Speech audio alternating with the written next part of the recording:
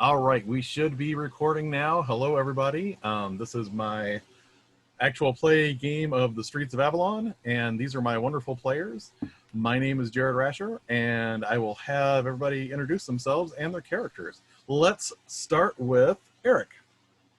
Hello, I'm Eric, aka Gator. I'm playing Zindlane, who grew up as a privileged, pampered noble, but fell on hard times due to alcohol and other addictions, and ended up on his face in the gutter, aka the docks, aka the place that we're playing, and is finding friends where he can, and slowly climbing out of his doldrums with the helpful voice in his head. Very helpful. Mm-hmm. All right, Eileen, why don't you introduce yourself and your character, if you would? I'm not muted. Oh, you're going to mute. I'm Eileen. I am playing Morgan. She is a cleric of Hermes, and she outrogues the rogue, and quite enjoys that. Our rogue that likes to fall. The gravity challenged rogue. I almost took fly as a spell. Almost. I was this close, but then I found a better one. Who's your nemesis? The ground. All right, Brandon, would you like to introduce yourself and your character? So I'm the gravity challenge barge folk known as Barrow Broomhill, and he's more of a swashbuckler than a thief. So yeah, you can have that. Yeah, that's pretty much Barrow. All right, and then Bob, would you like to introduce yourself and your character? I would love to. I'm Bob. I think you figured that out already. I am playing Garland Bach. Garland is a half-orc fighter who is kind of a muscle-for-hire mercenary type with a fondness for black powder guns, which he doesn't get to shoot nearly as much because you have to reload the damn things. Need to work on that. Yeah, I try to keep the rest of these yahoos from getting their butts killed because, you know, they constantly getting into trouble. It's a full-time job. Yeah. I mean, not to invoke the other game too much, but I do think Garland has not gotten taken as much of a beating as your other character has when tanking. I also haven't run into a sentient washing machine that was mobile. So yes, for anyone that hasn't watched or listened to the Avalon Quest game, you can find out what that means in context by listening or watching. You should. You should. All right, so to begin our session, we zoom out. We see the streets of Avalon. We zoom towards the docks. We see the gray, ever-shifting landscape as we get into our particular neighborhood here. And we see now, instead of the cobblestone streets and the eroding business buildings, we actually see the water that is standing several feet deep on the ground as it has advanced further into the year as the river underground begins to back up more and more into this particular district. And we still see carefully moving along from lamp to lamp a figure in tattered robes as the sun is going down and the lamplighter lights all of these lights along the street. And we hear its voice. "I can feel your eyes on me. Yes, those eyes are still intact. For now. I suppose you are interested to learn more about our brewing guild wars, the rising tide, and the tower that is a well. Let me see what you have to offer. Are you ready to part with the eyes yet?"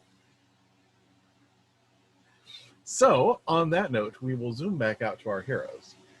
Everyone took some time off because the well, which is the local gambling establishment, which has a hole that drops down into the ground, appears to also have been a tower at one point in time, where one of these seals that they are looking for may be located.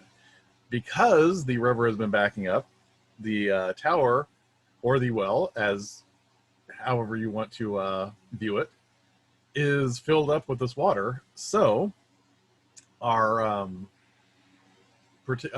owner of the well basically arranged for the guilds to do work that they are not normally permitted to do because of other guilds, and have been pumping out this station. In the meantime, while waiting for this to get pumped out, all of our heroes here have been training. So I am going to ask each one of you, Garland, how did you spend that time training? I did a lot of sword work, practicing maneuvers and fight stances and attack patterns and different stuff like that. All right. Did you have any particular partner that you trained with? No, I usually do that by myself. All right. How about what has Zindlane been learning, and how has he been practicing it? Do I still have that book? No, I don't still have the book, do I? I have been hanging out at the place, the Valkyrie place, right? And borrowing, like pouring through their library until like my eyes drip shadow, and talking to myself, and like just blindly looking over the book until one moment everything clicked as like my whole face like flashed in shadow, and it almost looked like I had a different face for a while, and it definitely looked like I had different eyes for a while, for a moment. And now I'm able to read the and now I'm able to shift my focus as I see it, and change my eyes out for eyes that can read anything. And I'm sure that Valkyrie Marley of the House of Odin, who owns that library, is not disconcerted at all between you talking to yourself and having eyes that swap out for other eyes. Yes. Deep, shadowy eyes that may be recognizable if you know just the right type of information. Totally not creepy at all. No, not at all. I'm just focusing, though. Those don't even look like they fit in your sockets anymore. There's nothing wrong with his eyes. And how has Morgan been training over this time? So Morgan has also been pouring through some books, and she came across some interesting magic tomes and has learned new ways of folding reality. Ooh, nice. I Are like you sure we're protagonists? at the moment. And what about Barrow? So Barrow has been learning to roll with punches so that when he is attacked, he can, try to at least soften the blow somewhat. And he got a nifty new toy in a hand crossbow. Since he had so much fun playing with Morgan's, decided to get something himself, but something a little bit more practical for his purposes. So now we have two people with pistols, but one is much louder. Mine's better. Mine's sneakier. Although I would say that your gunpowder gun does certainly have it's more intimidating, I would say. Yep. Also, people in this district have all sorts of stories about how gunpowder works. Nice. All right. So in the intervening 20 days, while all of you have been doing this work and training, the well has been shut down for gambling purposes, which has not made Valkyrie Marley very happy, but this is also not her busiest time when the streets are all flooded anyway. The water drainage is proceeding.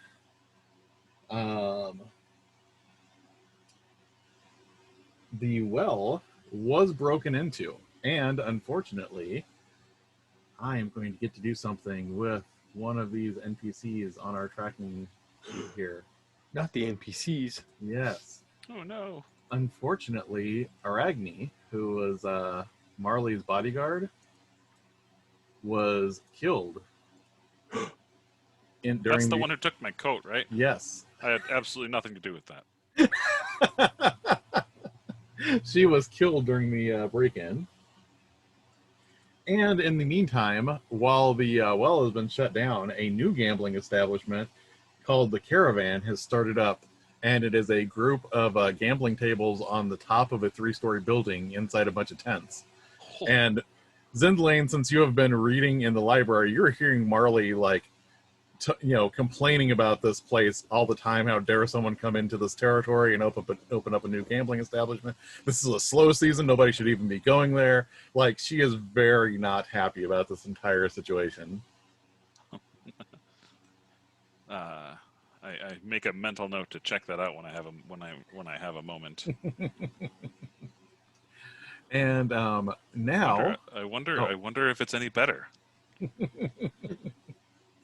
So at this point, we're going to cut to Garland, and Mother Ninra walks up to you, and she seems very calm, and She's always calm. Yeah, she puts a hand on your arm and says, Garland, could you be a dear and round up your friends? There's something coming. What do you mean something's coming? There's something coming, something momentous. I'm feeling a lot of power building up. Okay, then. I step out and flag down the first runner I can find. And currently, Morgan, you will know this. During this time of year when the streets are completely filled up, the messengers manage to make extra money by having barges that they can, just like barges that they have somebody go on and they just kind of like pull through the streets. They do. Awesome. That's awesome. So Garland, you see one of these barges out in the street there. You there? Come. Hey, how are Who we you? got? It is Coral, the one with the big floppy hat. And we've worked with Coral before. Oh yeah. Hey, Coral, look. I have 4 silver pieces for you. Okay? 2 of them are for you. The other 2 are for the 2 other people that you're going to go and send out so that 3 of you can go find Barrow, Zindlane, and Morgan and bring them here ASAP. Okay, not a problem. Yesterday.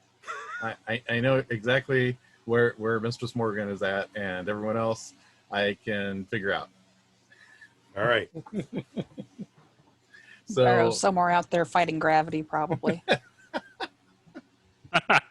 I would say that he probably, especially since everything's flooding, I think there's probably a good chance that he's taking more of the high route and running across rooftops and whatnot.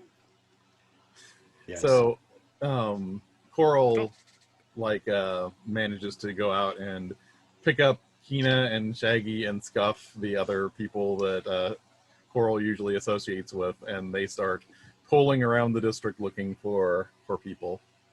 And in the meantime, Mother Ninra looks at Garland and says, I have our special guests up in the attic right now. I don't know where you want to be, but they're going to have visitors.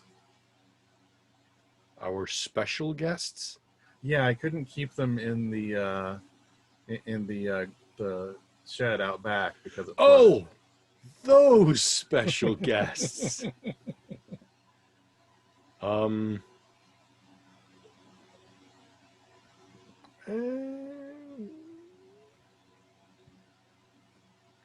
They're probably okay.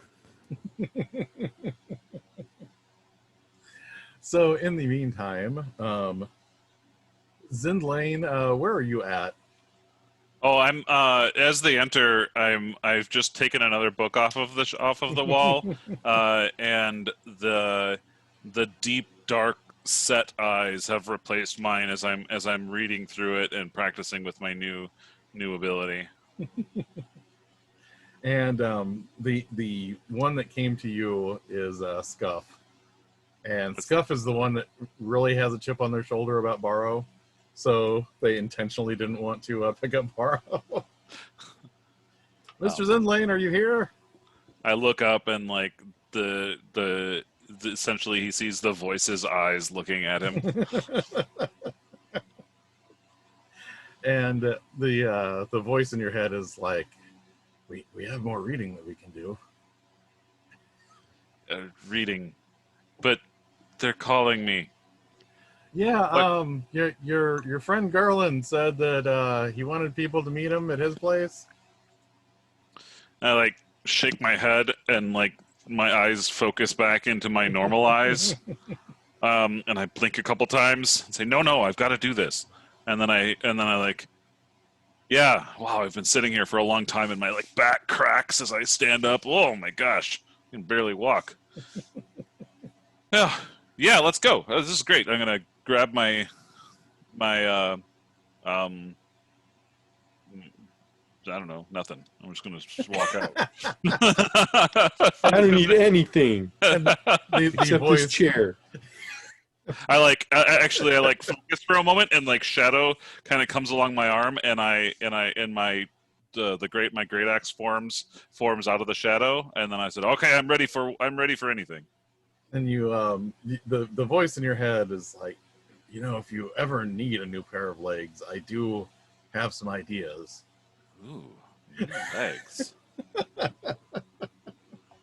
That might be interesting. But no, Garland needs me. I haven't talked to them in a while. I wonder what's broke. I wonder what's on fire now. So you get on Shaggy's skiff and they move on. Borrow. Wait, where'd all this water come from?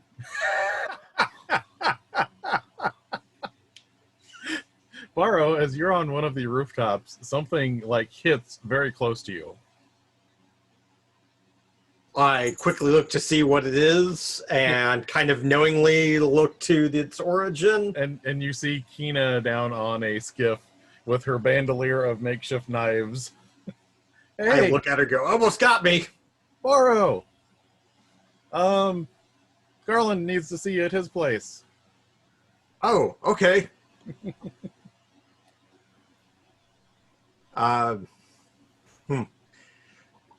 Yeah, so I actually toss a copper down to her. And you notice her reflexes are getting much better after all of her practice throwing things at you, and she just kind of like snags it out of the air. And then Coral, comes back to the actual Church of Hermes and it's kind of calling out, Priestess Morgan, are you here? Hello? So there wouldn't be a response. So I imagine he would go and knock on my chambers and still no response. He kind of cracks the door open and looks, nobody in. He walks into the room and there's a pop right behind him. Ah! Yes, what is it? He like pulls his, it's got his hat like pulled down on his head. Give me a second. Brain rush. Garland needs to see you. Oh, well, okay. Thank you. And she starts grabbing up stuff and stuffing them into a bag. So all of you, this neighborhood is pretty well flooded out. People have kind of like thrown some crates to make some makeshift walkways, up into various pathways. There's not always a perfect route to everywhere, but this happens every year, so people are fairly used to kind of makeshifting this thing. Where they don't have enough crates, they'll throw some boards between the crates to make walkways. And you come up to that and you see the boarding house that Garland generally stays in. Garland, are you outside or are you waiting for them inside? I'm waiting inside. Okay. So what would all of you like to do?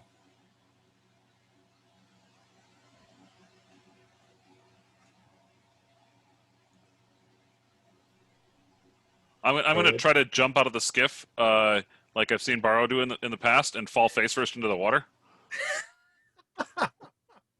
Like he's seen Barrow do in the past. I'm gonna say like because you know your leg was kind of like partially asleep from being in there when you jump up there. Give me a dex save at disadvantage. All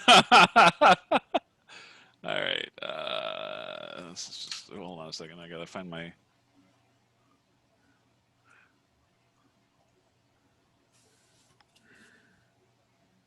All right. One roll is 14.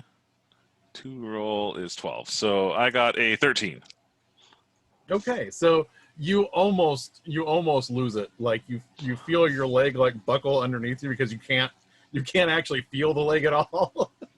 And then you kind of do the windmilling arms and then just kind of barely step over onto the crate. Yeah. And like I brush myself off, look around to see if anybody saw that, and saunter cockily into the bar. Totally meant to do that.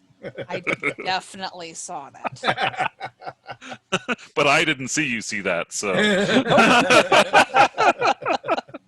I think I'm good. But I saw you not see her see this. So what about Barrow and Morgan's entrance? So I think that, are there any windows open? Yeah, I believe there is a third floor window open, which is basically the attic storage. I am going to attempt to run from a roof and dive into the window. All right, give me an acrobatics check. Set myself up early.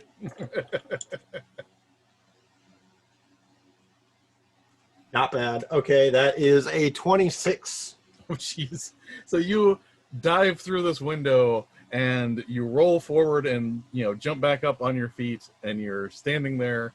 And in this attic space, you see the two thugs that had all of the runes marked on them that are still kind of sitting there, not all there. And they see Barrow come in and so your audience is two people that did not entirely appreciate the I'm standing there with like arms out, like, look at me! And, oh, it's just you two. And then I just kind of like glumly just like go down. Nothing worse than wasted theatrics. And what about Morgan? Yeah, I'm just gonna let the little barge bump up against the front door and saunter on in with dry feet. Walk in like a dignified person. Yes. All right, so Garland, they're all here, and also just to clarify for everybody, as far as my notes show, you all have inspiration at the moment. Yeah. I think that's And- right. That looks correct. That's what my notes show as well. Mother Ninja gets out some tea and she sets a place for 5 people at this table. Now, I don't know if our other guest is going to feel like having tea, but I don't want to be unprepared. Do you need a chair today?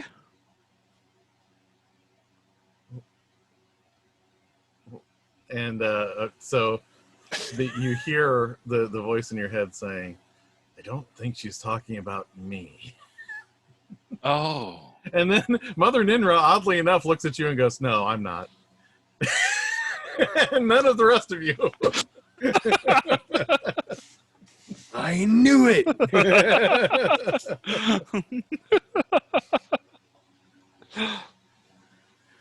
And about this time, you hear this horrific screeching noise And Borrow, as you're like walking down the stairs in, down to the next level of the boarding house, you hear what sounds like someone hitting that window that you came in, but someone larger than you and not trying to fit through it, but going through the wall. Whack. So they did successfully make it in, though. Yeah. There just probably At isn't a the- window frame anymore. At the cost of the wall, apparently. And you basically just hear like, it almost sounds like it, I am going to say, like when you think of hearing dulcet tones or the beautiful music of celestial messengers, this is like that except metal, as this Like metal like metal. Sabbath or metal like like iron. yeah, well, like a more metal angelic song being sung, as in the style of music. Yeah. All right. I gotta get me a theme song. I was thinking about that just today. So from up in that attic area, you hear this voice stop singing for a moment and then says, "All right, I will wipe out yet another instance of this plague that is still seen on this plane." And you hear like this shing noise. What do all of you do? Run upstairs? Run up the stairs. Okay. I glance at Mother Ninra first. It's our guest. Hey, that's our guest. Uh-huh. But they're in danger. I think they are the danger. But So- not,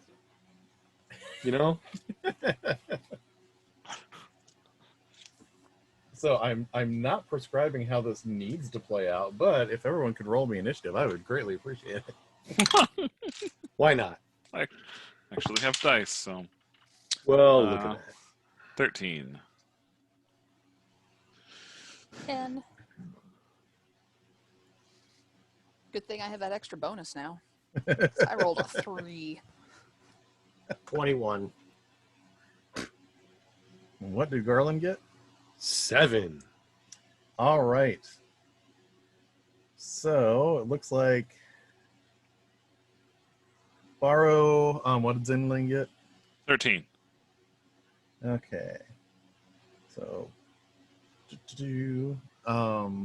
Borrow, Morgan, Zindlane.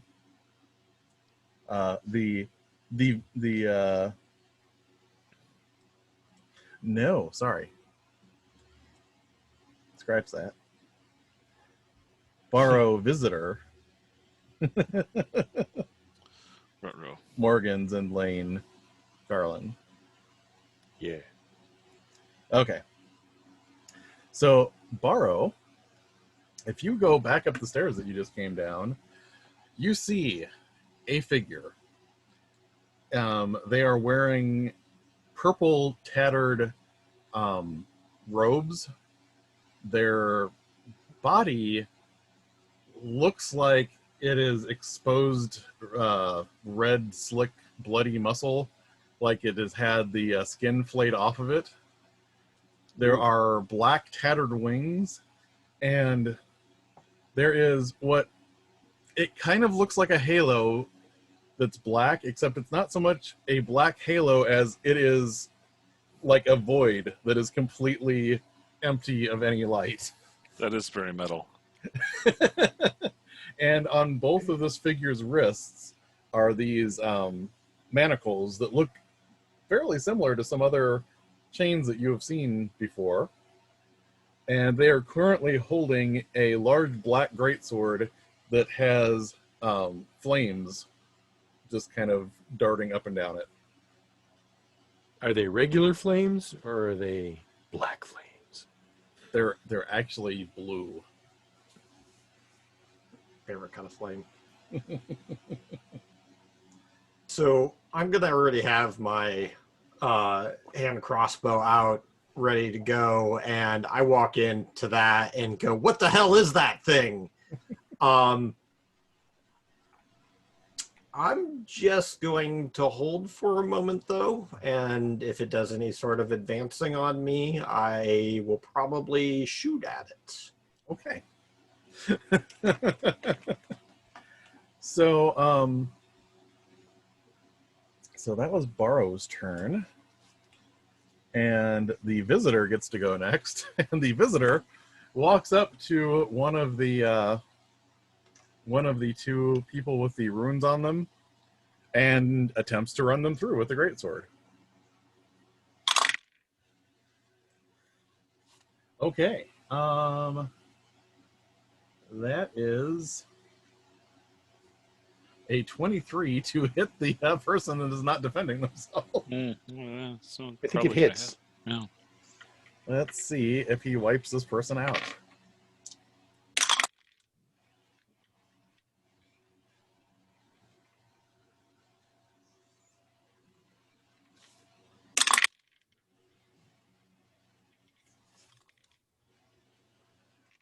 Apparently, this person was not meant to die because he rolled really low and he was rolling a lot of dice.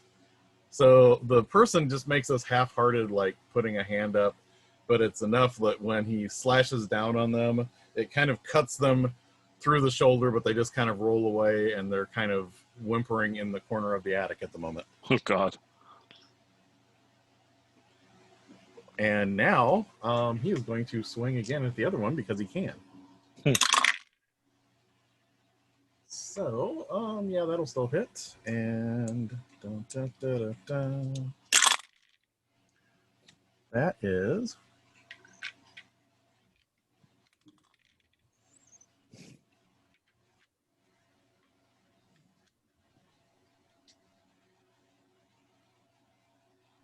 that one, unfortunately, does cut down the other person. So the other person is currently going to be making death saves. And, let's see, I don't believe they can do anything else, so that will be Morgan's turn. You hear, like, this strangled screaming from up there. Oh, I'm going up the stairs.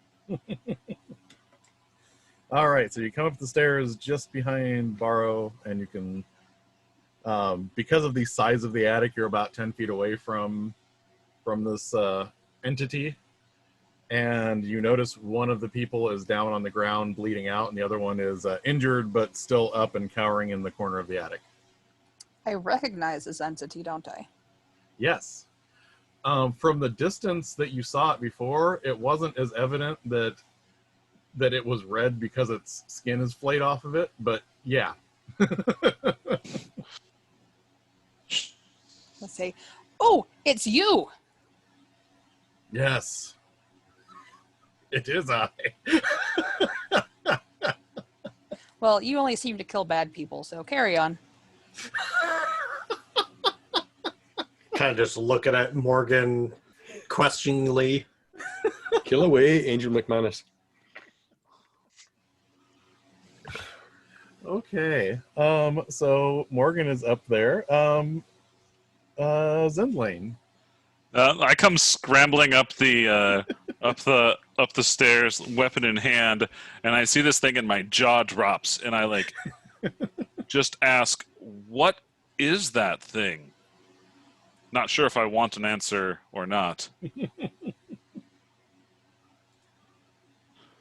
And over its shoulder as it's getting ready to move on these people, you hear it say, "I was a messenger, but now I am simply a guard, a damned guard that has no choices left in a world of bleakness."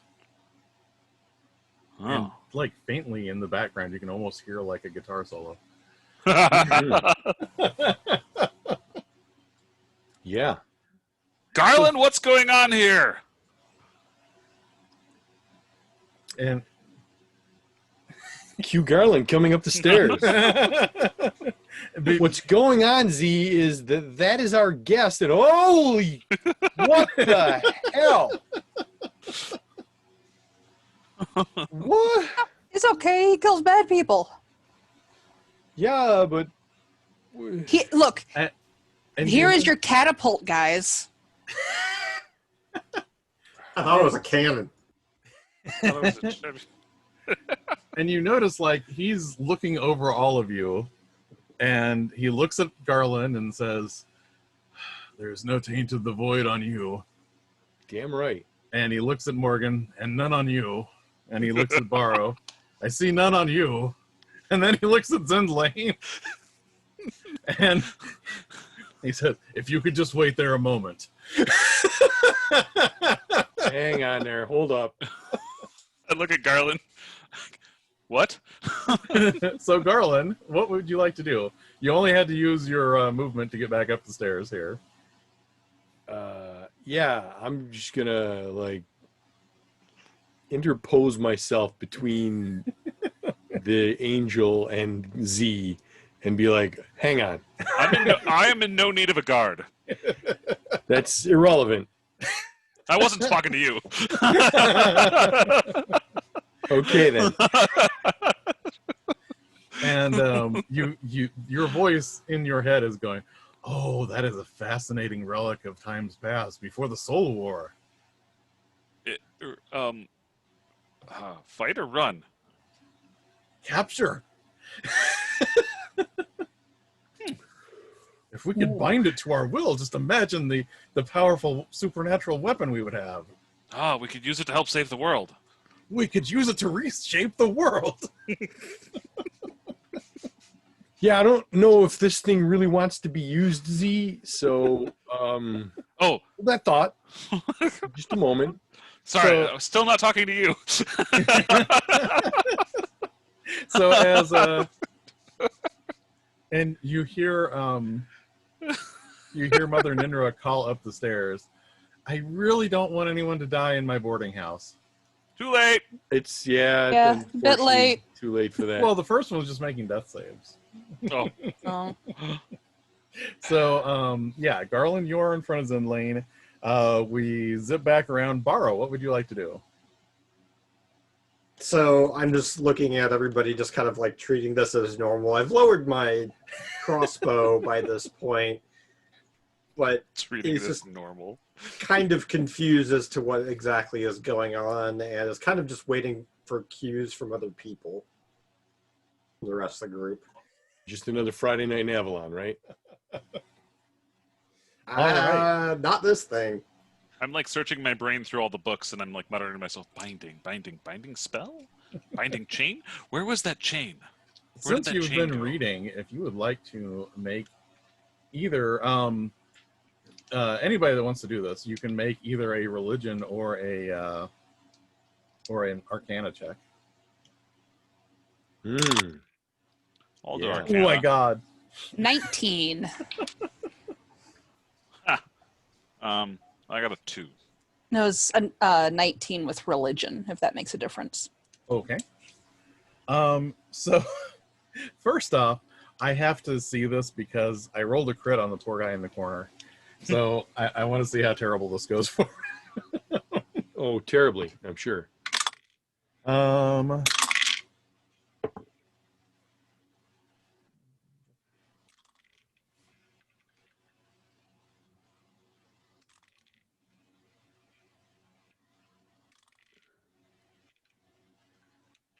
There's a lot of math happening over there. All See the right. formula spinning above his head. So yeah, he manages to skewer the guy cowering in the corner so hard that his body just erupts in these blue flames. So he is dead outright. He's not even making any additional saves. And then the other one, he hits, but he doesn't kill him, or he doesn't. He hasn't made a death save yet, so he's only at 2 death saves because he got hit while he was at 0. Oh, wow, okay. But yeah, the one is just like a pile of flickering ash at this point. Pile of goo. So the knowledge checks that Morgan made. you, like, we talked about this before when you saw them flying over, but angel lore is like a spotty thing. They're like celestial messengers, and maybe they exist, maybe they don't. But now that you're this close, you seem to remember some details about the particular bindings, and Ooh, bindings. You have a feeling that with any kind of like fiendish or angelic creature, if there was some way that you could force those the things on his wrists with the chains on them off, it might actually free him from whatever he is bound to do. Is that a thing we want to do? That's a thing I want to do. But you also know that releasing those bindings is also likely to release a lot of stored energy that is keeping him on this path. So it might go boom if you free him.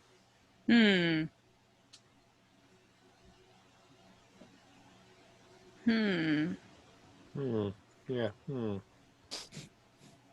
Meh.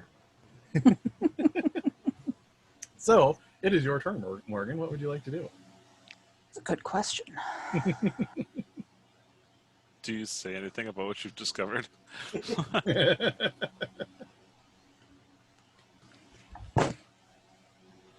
Do I save the guy who probably deserves it? Or do I free the angel and possibly make things go boom, which is not necessarily a negative thing?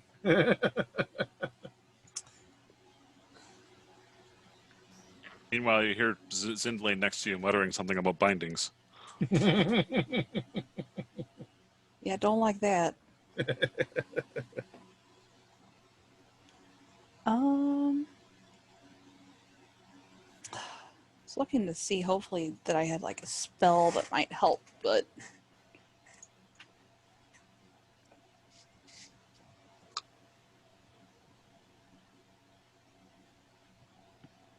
ooh, I'm glad I kept that spell. Okay. So I want to like move into the room, not necessarily within striking range, because I don't Okay. want trigger a knee-jerk reaction. Okay. Like, hey, you got some fancy jewelry there. Can I help take them off? Nothing matters. I do whatever I need to do. If you wish to try and take them off, you may, but nothing matters in this existence any longer. I would like to try to take them off. So he doesn't give you a straight answer other than just that, No,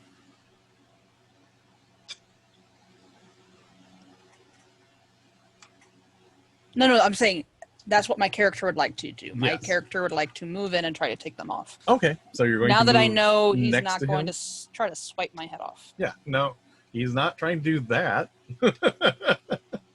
So yes, you can move up next to him. What would you like to do now? I want to examine the manacles, I guess. Yeah, Like, they are very intricate. There are like runes and signs all over them, and then there's like interlocking metal all through them, and then the chains that come off of them. I don't know if anybody showed you the chains that they got from the podium, but they match the chains that were connected to the podium that they saw. Where did those chains end up anyway? But last I remembered, ramen.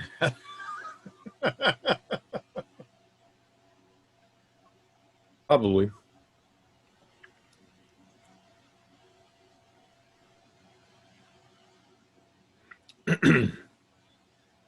So it's it's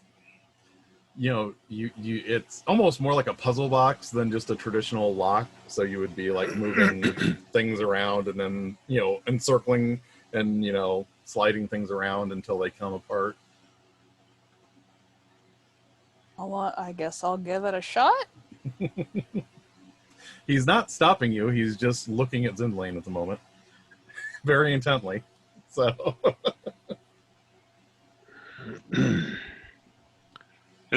Am I able to? Oh, sorry, it's not my turn. Like, what is that look in his eyes? So how do I proceed here? I'm gonna say you probably don't need tools, so it might be more of a sleight of hand. Okay. 19. All right, so you're I'm good at that. yeah, you're twisting these things around and following this pattern, and then you unhook this one thing, and one of them falls off, and nothing happens when one falls off.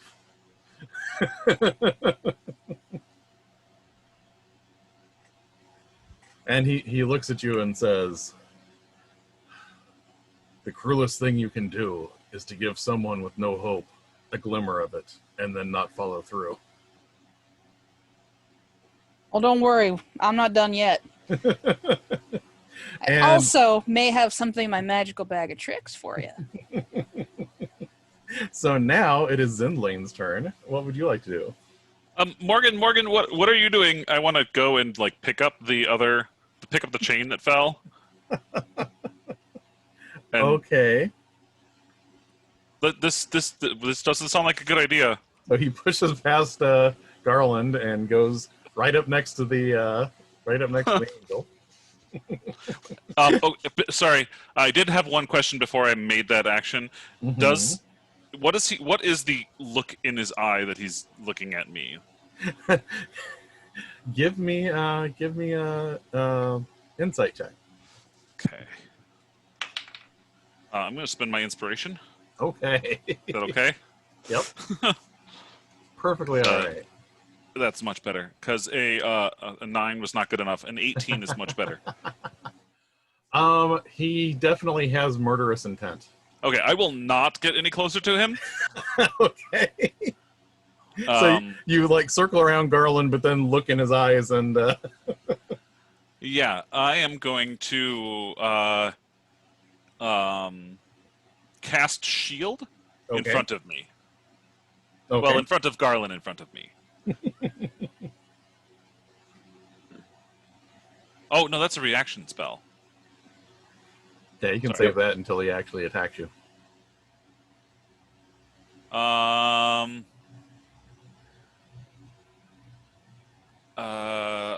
I'm going to. I don't know what I want to do. I'm just gonna like kind of get in a defensive stance and hold my weapon up menacingly at him. That'll do it. All right. So that was Zindlane's turn. Garland, what would you like to do now that Zindlane pushed his way around you?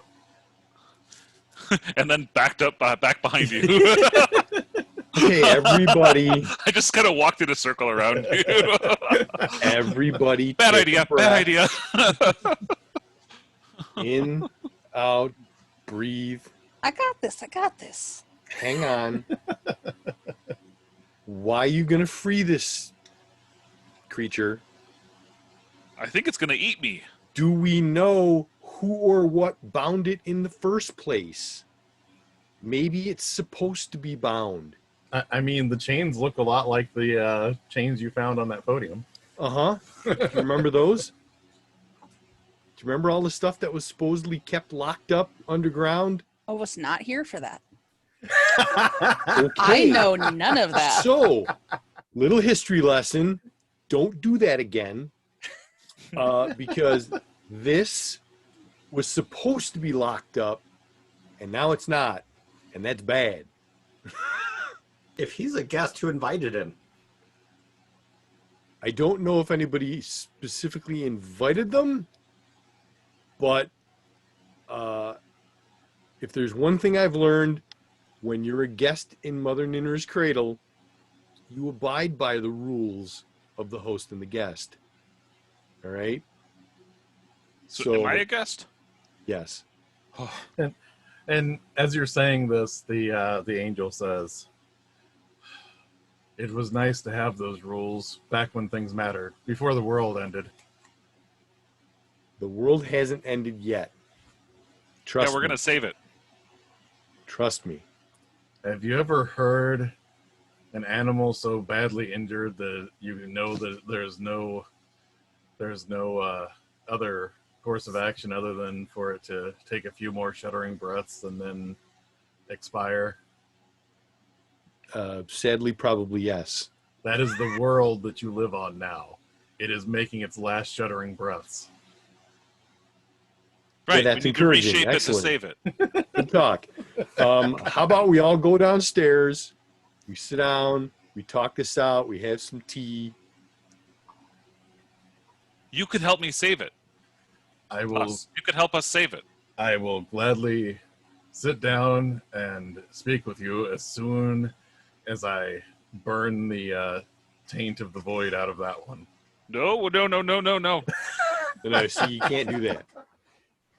See, I'm trying to free him of that compulsion. Just let me do the thing.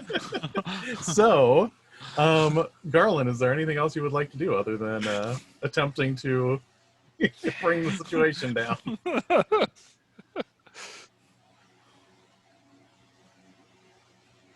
Oh, everything about this tells me this is wrong.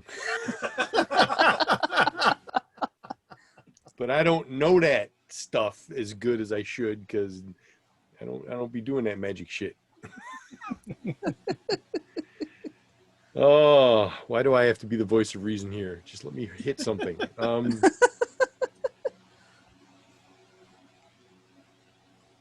Maybe it was bound just to protect it, and it's not necessarily a bad thing. Like I said, let's all go downstairs and have a conversation and learn more about what's going on before we start freeing or killing or. I'm carefully keeping you between me and it. Yeah. If you say that, he is like, all the things I was guarding are no longer there to guard. And now there is only left to burn the void out of things until the end of things. It is all such a futile thing. And he looks at the one manacle that he still has attached to him. Okay. Look, I can fix this. Now I'll let you fix it.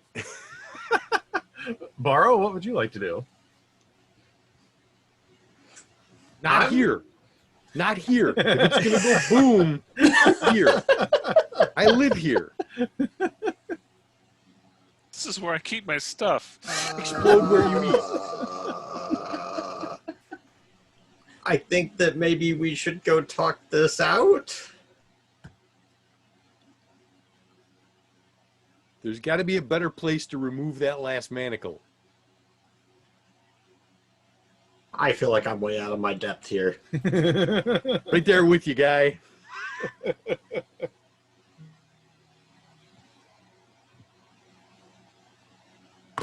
Morgan, do you know what you're doing? Yup. I got a plan. Don't worry, I got a plan. So, Barrow, if you take that chain off, are you sure it's not going to kill you? It looks angry. He's not tainted. Barrow, do you have anything specific that you're doing other than feeling that you're out of your depth? Apparently that's a matter of interpretation. Yeah, no, nothing specific. He's just kind of like, he has no idea what to do in this situation, and he's kind of pulled in several different directions and just hoping that the right decision gets made, and if not, we'll deal with it. My desire to survive is fighting with my desire to do what the voice tells me to do. So, Morgan, he looks at you and says, I hope that you can succeed, but for now I still must finish my compulsion. And his wings spread, and he shoots straight back past you, right next to Garland and Barrow, trying to reach in to hit Zindlane. So if you'd like to take an attack of opportunity, you can. No, wait. Unfortunately, This is you can't. a terrible idea, but I'm going to take it. Going after a friend of mine. I mean, I got to do something. Don't All think right. this shield is going to matter, but I have it available. So I, since I already had the hand crossbow ready, I'm going to go ahead and use that. I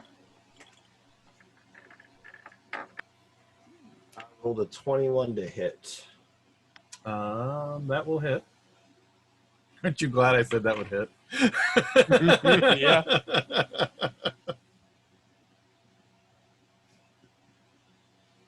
Let's see, is anyone else within 5 feet?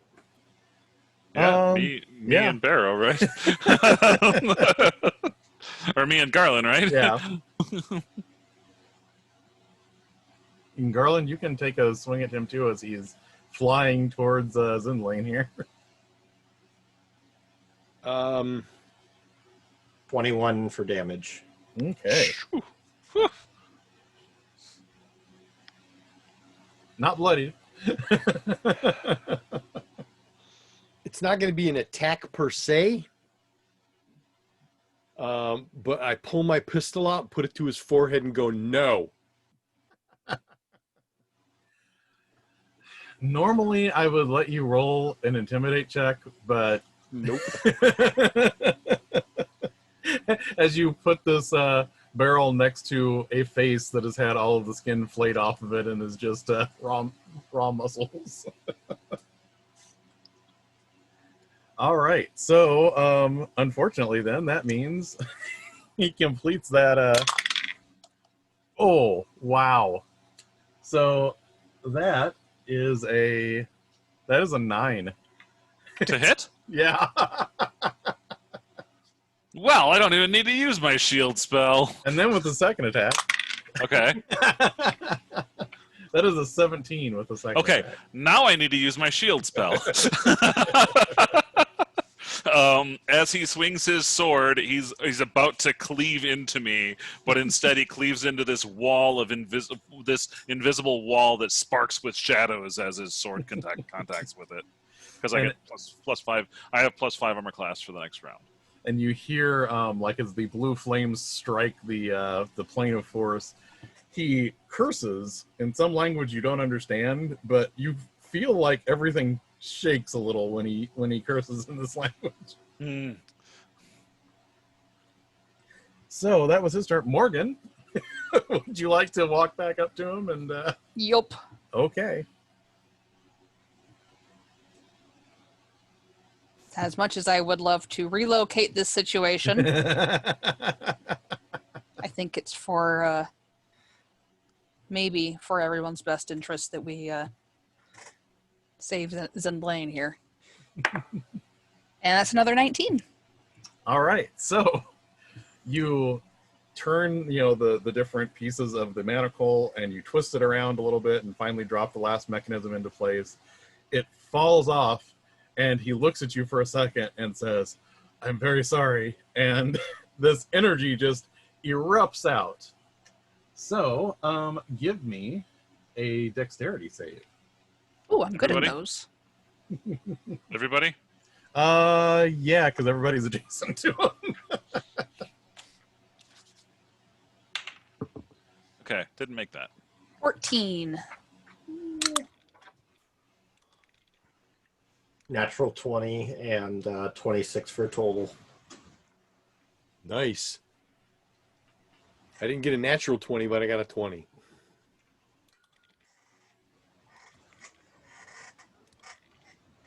Wow.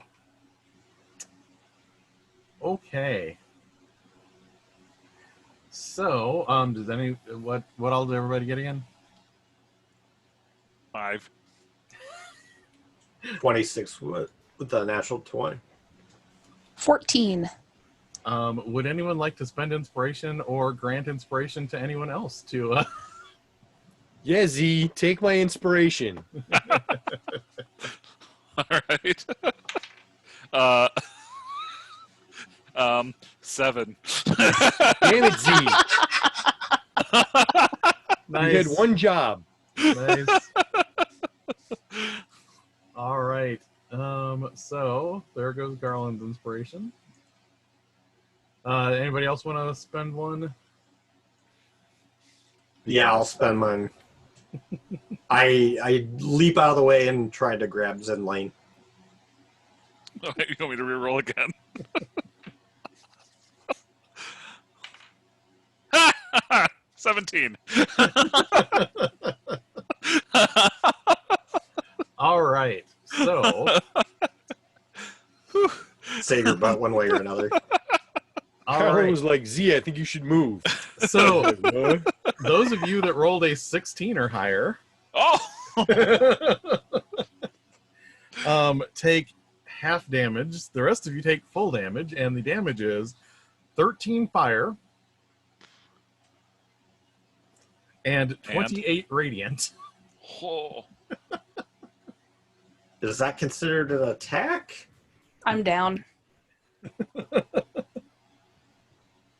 13. I should have 41. used my inspiration. Oh well. I would have been able. I could have survived that without the save. I only have 33 hit points, so I'm down. No, What did was- you miss? Did you fail your save? Mhm. Yep, Oh, okay. by like 1 point. But it's All right, nice so- because she didn't take like 66, so she didn't die instantly. she just Was it- just you a said- 0. 13 and 28, so 41. So 21 damage Yeah. total. Ouch, that hurt. And after, all of this energy just, coruscates off of him, you see skin starts to like roll up over his muscles. And I don't know how many of you are what he looks like after the skin starts to reframe, over his body. He kind of looks like if you know in Sentinel of the Multiverse, he kind of looks like apostate once he has skin. Which is basically just, he's got like long black hair and he's got the black wings, and he immediately looks down and sees Morgan and says, "Oh my, I feel terrible about that." So, oh God. I feel terrible about that. Let me attempt to stabilize her, and he doesn't.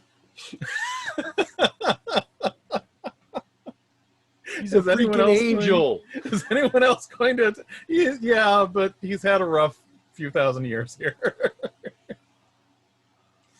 Would anyone else like to try and stabilize Morgan? I can try. I was gonna attack him. No, don't attack him. Okay, you see me like gearing up and like psyching myself up to attack him. And you like put a hand on my shoulder. So, is the D&D medicine check the one where if you roll badly, you hurt them? No. Good, because I got a 1. No, this isn't like my Call of Cthulhu doctor when I tried to stabilize someone and I accidentally poked their eye out. Yeah. You're better off not seeing that anyway. Would anyone else like to try and stabilize Morgan? Yeah, I'll go ahead and make an attempt. Not that I'm great or anything, but it's better than nothing. It's a You owe DC me. 10. Let's see. Well, I have a +2 at least, so Don't worry, I have a plan at the 8. It's all right. Always Zindlane- saving everybody, and now I'm gonna die because nobody can stabilize me. Zindlane, are you going to attempt to save her? I don't think I have anything that can do that. I mean, you can just attempt a wisdom check if you don't have the skill. I suppose.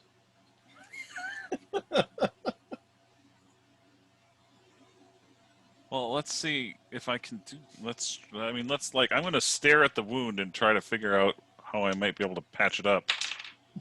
I got a 6. All right, so everyone has attempted to stabilize you once.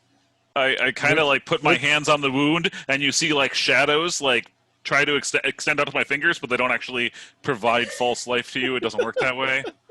It's amazing because I did not expect to be saying this, but since everyone failed, please give me a death save before everyone can attempt to stabilize you again.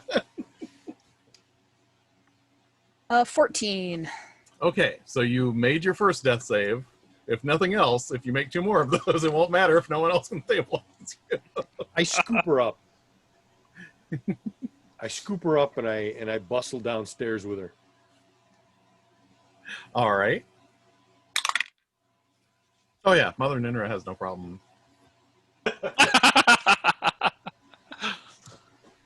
And she Why started. didn't you guys do this? She starts poking around the cupboards, and she pulls out something that kind of looks like, kind of smells like anise, and she pours it down Morgan's throat, and you get back 3 hit points.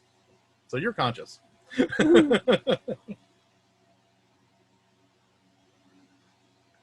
And Mother Ninra immediately looks at the angel and says, "You killed my boys." And he goes, "I am very sorry about that. They were tainted by the void, and I could not help but eliminate that taint." Understandable, but that compulsion is gone now, correct? It is, but I will soon need to be leaving for however far I can get. My home no longer exists, but I am called not to be on the mortal plane any longer. Do you have any questions you have of me that I might be able to answer? Can you tell me more about this void that you speak of? More important than I don't that, have any actually- void in me. No, yes, you do. We'll talk about that later, Z. What we need to know, because I don't think we have an answer to this yet, is what exactly was released from underground from those sacred sites. I was bound to guard 2 things. One was the Bleak one, a servant of Erlig. 2 was the Bleak Testament, a book of Erlig's power. And those were the ones in the first chamber that we found, because there was a pedestal there, right? Yes. And then you were probably up on the wall, or it was probably up on the wall, bound, and you were bound in the room to keep an eye on it. 30 years ago, someone found the chamber and made eye contact with the Bleak one. And the And that Bleak was all it one, took. the Bleak one possessed them. Several months ago, that one returned and came after the Testament, and I was not able to stop them. And then he looks over at Zindlane and says, at one point in time, there was the world, and then the Vault of Souls, which would be like an ocean with 1,000 other islands within it. Now, after the Soul War, there is the world and the void. That doesn't sound encouraging. Right. So the world needs to be remade so we can save it. There is a force known as entropy. Eventually, this world, there's a tipping point, and this world has been tipped past that point. Entropy will consume it. But because there can never be a true vacuum, eventually something will replace it. But none of you will know what that is, because you will have all been wiped from existence. That doesn't sound good. We have no idea how long that's going to take. No, I mean, I will definitely see it in my lifetime. Which, he doesn't laugh, but like one eyebrow kind of goes up like, Sure. that was a joke. Yeah, clearly. So, can you tell us or describe for us who it was that was possessed by the Bleak one? There was a woman. She was wearing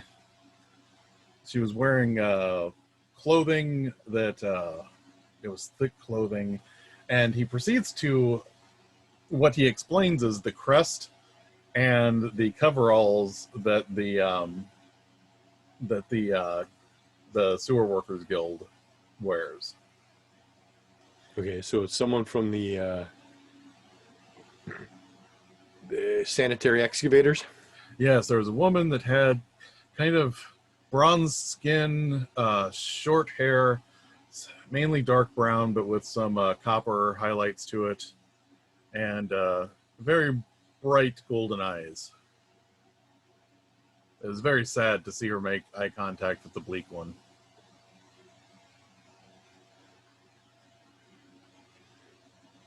Okay. Well, now we have an idea who it is. Do we know anybody of that description? I was gonna say, does that sound familiar to anybody? I just looked at the list, and the description doesn't fit anybody on the list, but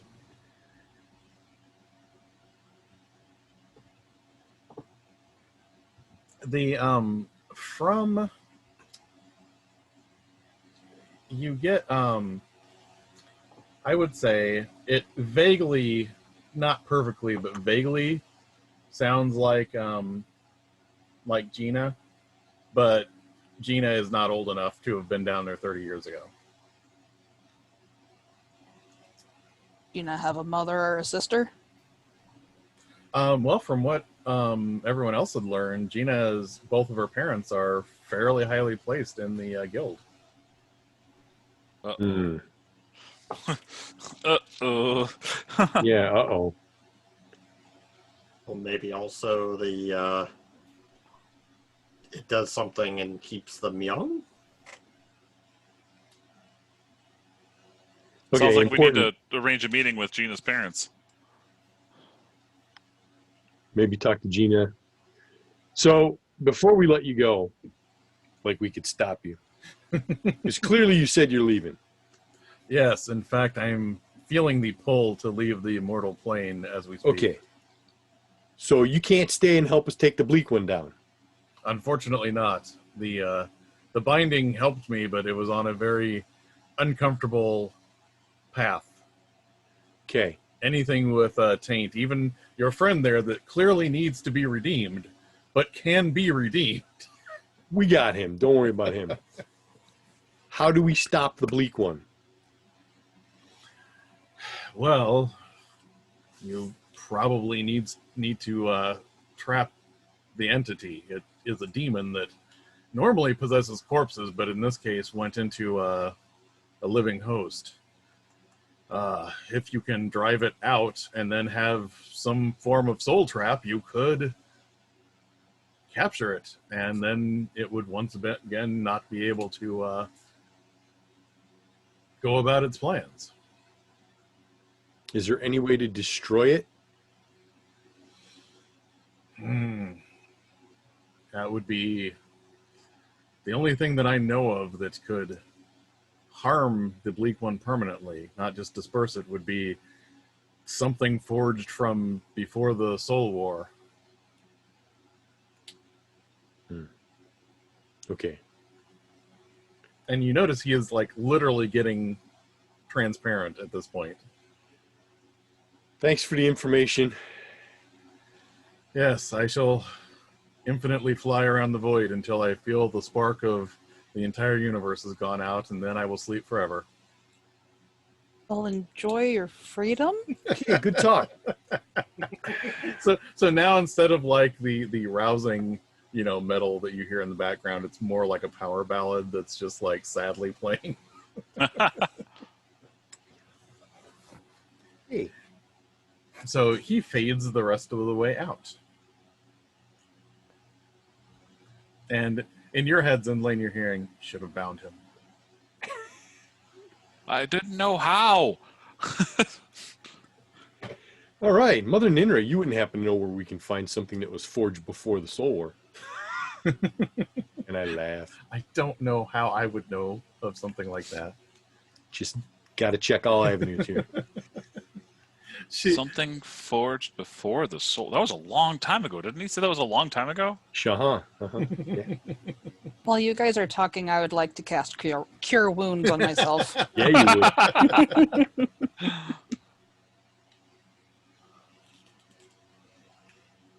And Zindlane, your friend in your head is saying, well, I know of things that were forged before the Soul War. Of course you do. Yeah. Why didn't I think to ask you?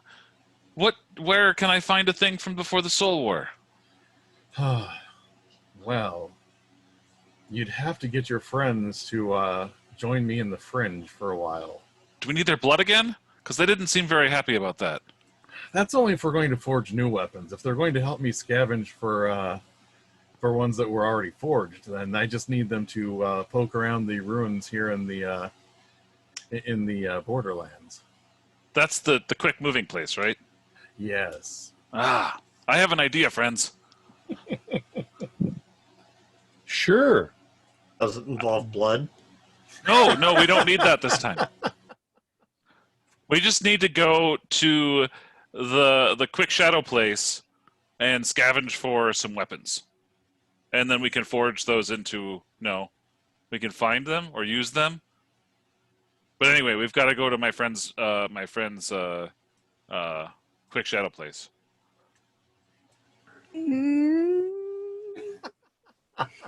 Sure. That's all we've got to do. No, it won't take very long because moving around the city is much more convenient. Is he Don't going to like let us get that. back here? Oh, I'm sure. Yeah. It's real easy. Do we have a plan B? Yeah, we trap it with a soul trap. You got one of those? EPA doesn't like those. Soul trap. I love the realization flying across your face. Oh, I mean, that's in theory something someone magically gifted could research and build, but So, Jared, did he say that we could find? I didn't write it down immediately, and it kind of left my brain. We could find a weapon forged before the Soul War in the other dimension, in the Shadow dimension. Mm-hmm. Okay, yeah, fine, yeah. I mean, I don't know why. What do you mean soul trap? Let's just go to the. I mean, I would prefer to kill the thing. So if we could find a What thing? weapon to do that, yeah. that would be awesome. But I don't know if I trust your buddy. Well, he's been super helpful. Yeah, they Sure always he has. are. Like he and I have a deal. Yeah, there's usually that too. Mm-hmm. There's always a deal. Yeah, Mhm. I mean, I've been making deals since I was knee high to my mother. I'm pretty good at making deals. How about you What? make a deal for us? Yeah, we could do that. You get him to promise to get us in there and get us back out safely. Or he'll have to make a deal with somebody else. So, I mean, you do know how deals work, right? Uh-huh.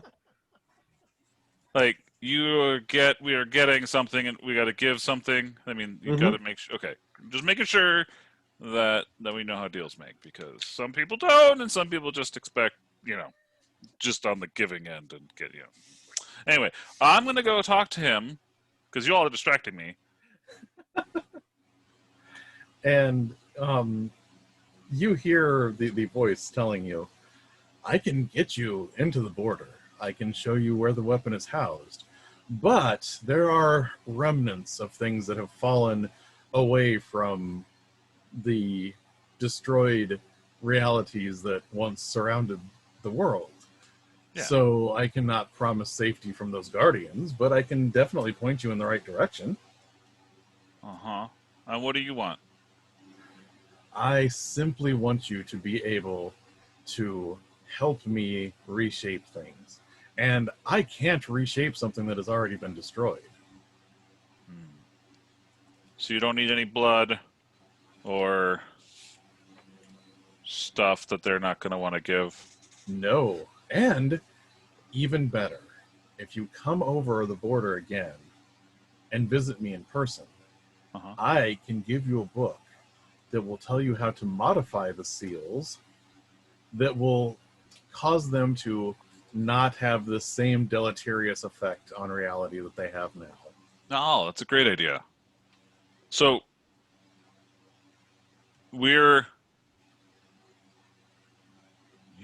okay, so I mean, all right. I mean, so how do we get this? Because I think they're going to want it in writing. They don't seem to trust you.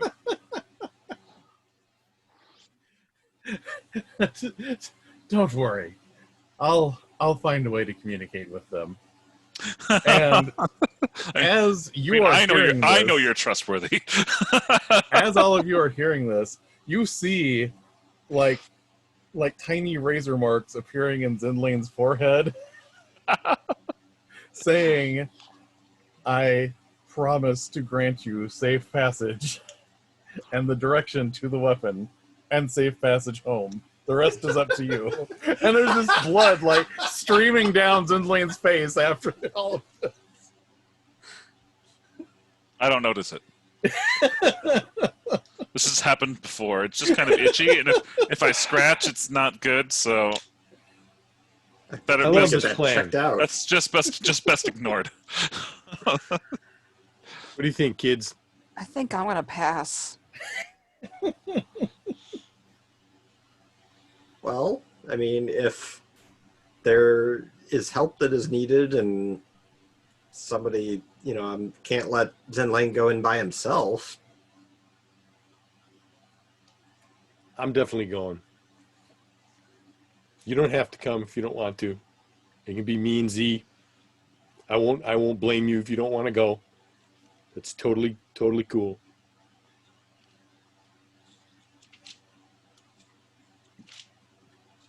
Warrow's totally up for it. I mean, it's entirely possible that we could see the Birdman again if we're lucky. Morgan, you can kind of watch over the location where we go through and make sure nothing weird happens. Oh, I'm sure nothing weird will happen at all in this situation. Of course. Why would anything We'll just weird happen? pop in, jump across the city a couple times, find a weapon, and then come home. It'd be like going into Wisconsin. Yeah. So what does he want? Your friend. Well, he's just doing this out of the goodness of his heart. He's much more beneficent than you make him out to be. Yeah, that's not how these things work. There's always a catch. I mean, maybe your god requires payment. I mean, I know your gods require payment. That's what all those offerings are for. My friend just wants to help. Look. I mean, even the little angel person, even the evil angel thing that you freed, that wanted to kill me, said that the world's going to shit, and my friend wants to do something about it. Your angel just wants to go fly off into the void.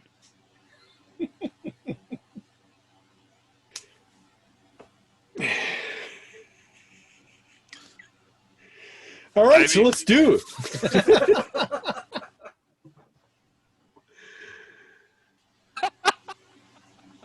Sorry, it's really hard to keep a straight face. Of course.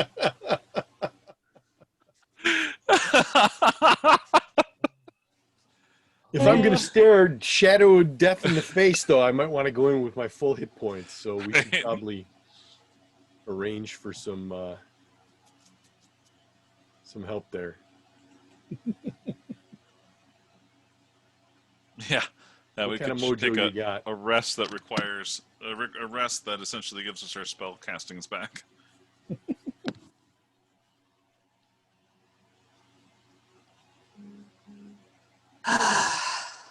This is a terrible idea. It's going to screw us over in the end. It's going to bite us in the ass. We'll have to go to a proper alleyway so that I can create a sympathetic connection between the two planes. Yeah, we could just go right back to the alley that we used last time.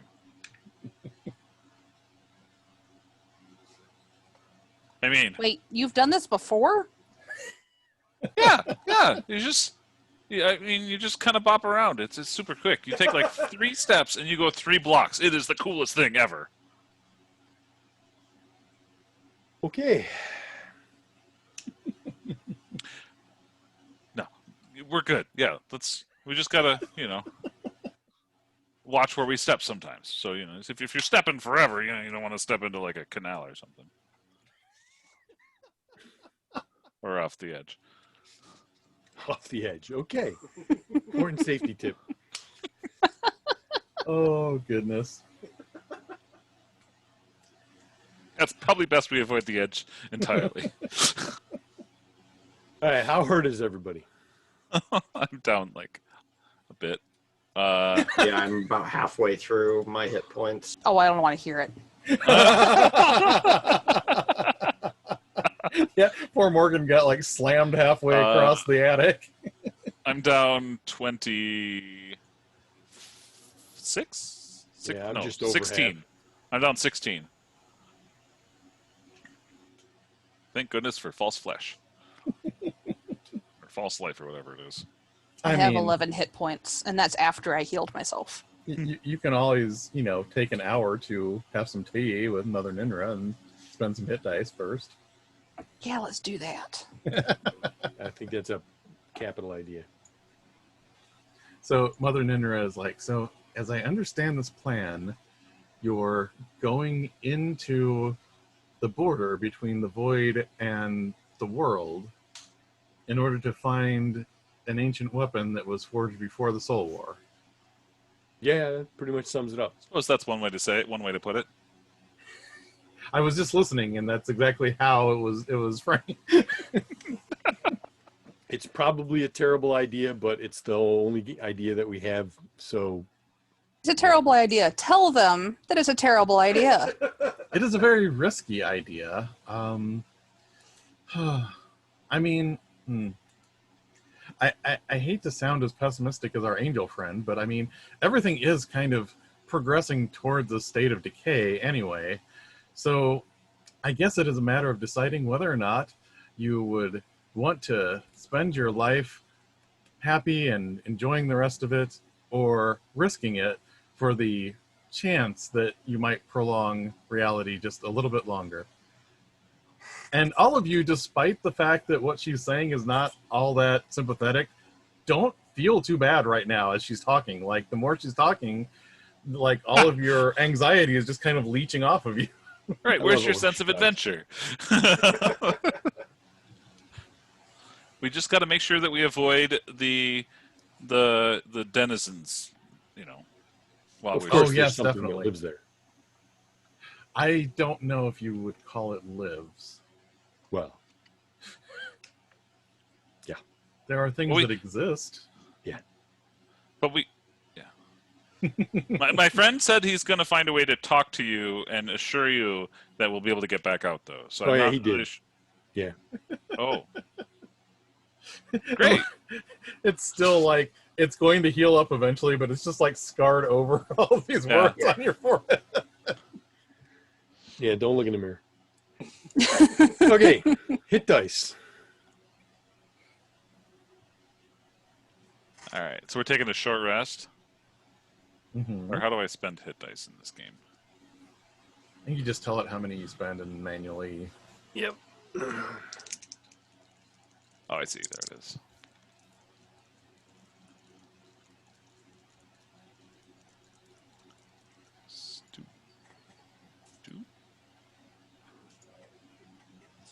Two hit dice. Whoa.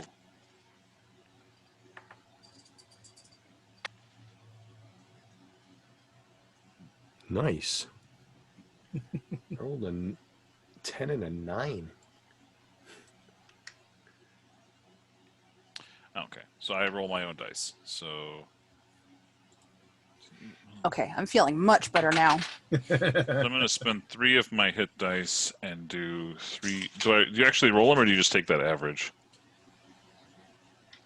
I always roll them. Okay. Would now be a good time to take a quick break. Yeah, I was actually just going to say that once everybody gets their hit dice ready to go. Cool. So I'm going to grab something to drink. I will go ahead and pause the recording, and we'll start up in about 10 minutes again. Sounds good. Awesome. Okay. Okay, we are back from break now, and everyone has been sitting around the table resting up. They feel a little bit better. Actually, they feel a lot better because Mother Ninra's voice just naturally seems to leech all of the anxiety out of you. I mean, comfortably lift all of the anxiety out of you. Yeah. And the voice in Zindlane's head is saying, anytime you want, I can take you through that portal. It's not a problem. Yeah, we've just got to, there's a ritual to this sort of thing. I know you don't really understand how us humans work, but sometimes we need All of you are hearing Zindlane saying this now. we need to sit down and have some tea before we go off and rush into, The visiting jaws of death. God, we're all gonna die. Not if I can help it. We're not gonna die. We just have to be careful and be safe. It's just like anywhere else. This will be safer than the sewers. Look, I've already been blown up today, I told you not to do that. but it turned out to be the right thing now, wasn't it? Yeah, So he you was blew gonna kill It's you. not my fault that you blew yourself up.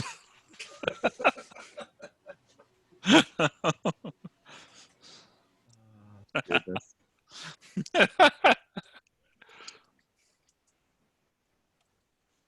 And you notice, like, Mother Ninra seems like she worries about people, but she also doesn't seem to be upset that all of you get anxious and then calm down again in various ways.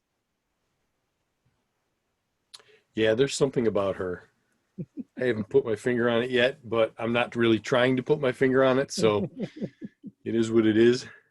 I am. I'm trying to put my finger on it. So now that we're done with the tea, should we go find the right alleyway? Yeah, let's go throw ourselves into the jaws of death and see what havoc we can wreak. That's a spirit. We gotta go get the fabled weapon so that we can fight the evil being. And like as you're walking along, the voice tells you, "I'm going to show you what this looks like, so you know what to grab." And you see what is basically it is a pata or a gauntlet sword. So it is a long sword that is mounted on the end of a gauntlet that goes over the top of your hand. Nice. So the downside to it is not it's not versatile like a normal longsword. Oh, okay. Is it an exotic weapon? Essentially. It's martial. I mean, No, it's okay. yeah. So I'm Wow. not wielding it. I could wield it. Would have to bond with it. Attune with it. Okay. So which alley was it again? Just I know it was one of the alleys that I've passed out in, Go. but all right. It's a little Well, harder that to doesn't see. narrow it down. And like the rest of you all see Zindlane's eyes like roll back and these other eyes kind of replace them. And he's like, all right, follow what I'm showing you here. Go down that way 3 blocks, then turn sharp left. yeah. So I've just kind of been meandering up to this point, kind of just looking around, peeking down alleys, and all of a sudden I've got this like confidence to my step where I like, yes, that way. Follow the fresh air. And when you get to like the opening of this alley, it looks unduly dark for the middle of the day. Of course. Don't worry, it's fine. Not foreboding at all. No, we're gonna die, or lose our No. souls, or both. Now, Morgan. Positive attitude. Let's go. So I want to go and I want to like try to remember the motion that the voice did the last time he pulled me through this thing, and like clumsily recreate it. So yeah, he's like, you honestly, you could just walk straight through. I have it open for you. You don't need to do anything special. When I'm like parting the veil. So yeah, you're seeing Zindlane doing all of this like very elaborate Like, Zindlane's voguing in the alley. yeah.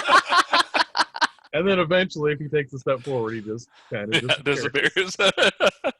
After I make sure I do it just right. I quickly follow behind as soon as he disappears because I don't want him to get in there alone. And oddly, when Garland doesn't make all of these odd motions, he also disappears as soon as he walks there. Who's going through next? I'll go right after Garland, I think. Yes, you will. Morgan stands at the precipice of almost certain death and goes, All of your new friends are gone, having walked into the alley. I say this is a terrible idea, and I walk through. All right. So when you all walk through, Zindlane, you have seen this before, but the rest of you have not. Is the voice standing there? No, you don't see okay. him at the moment. I look around. I'm looking around. Like when Garland comes through, I'm looking around for him. Where are you? You see, yeah, and like Garland. Actually, the way I picture it is you came through so elaborately. Garland is standing like right behind you, and like you're just turning just enough to where you can't see him, and he's like literally right behind. But Garland, when you come through first, you and the rest of you see this as you come through as well. This whole area looks like the neighborhood where you were at if it had aged like another 500 years or so. Like, it vaguely resembles that neighborhood in structure, but things are run down and stones are, thrown down to the ground and everything looks weathered. But that's not the disconcerting part. There is this odd kind of light source that you can't quite measure in any particular spot, but it's just enough to where you can kind of see things, but not very brightly, and you can't pinpoint where it's coming from. And on top of all of that, if you look up into the sky, there are no stars. There is nothing there. It is completely blank. yeah. Like that. And if you look towards the where the docks would be, like the further into the warehouse areas and everything, the city just drops off at a certain point. Yeah, we want to be careful of walking that way. Is this what you were talking about? Yeah, we're here.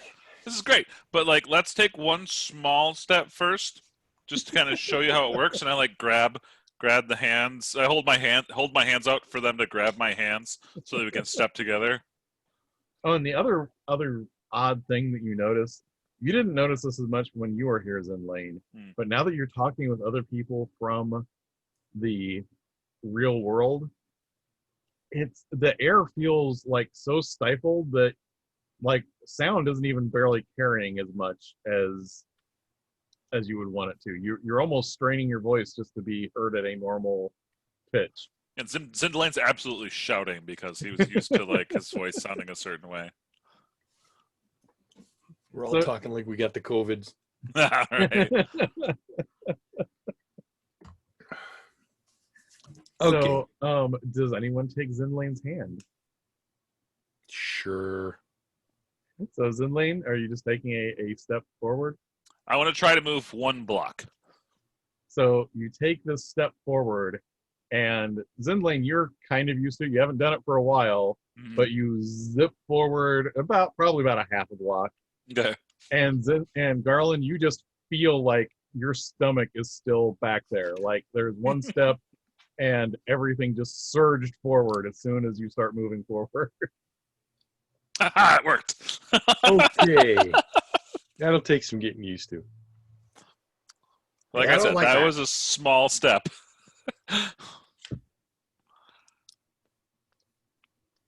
So at this point, a figure steps out from behind the ruins, and Garland, you have never seen this figure before. Zindlane, you have. There is a figure in black armor, but it doesn't quite look like, you've seen some of the nobles in dress plate armor, and that's the heaviest armor you've seen. This goes beyond that. This is several layers of metal and like various segmentations, and it's just this elaborate mass of metal. And this person is a little over 5 feet tall. You can't see their face at all, and there's almost like these they almost look like fangs that are forming this faceplate, but you can't see past where those are at.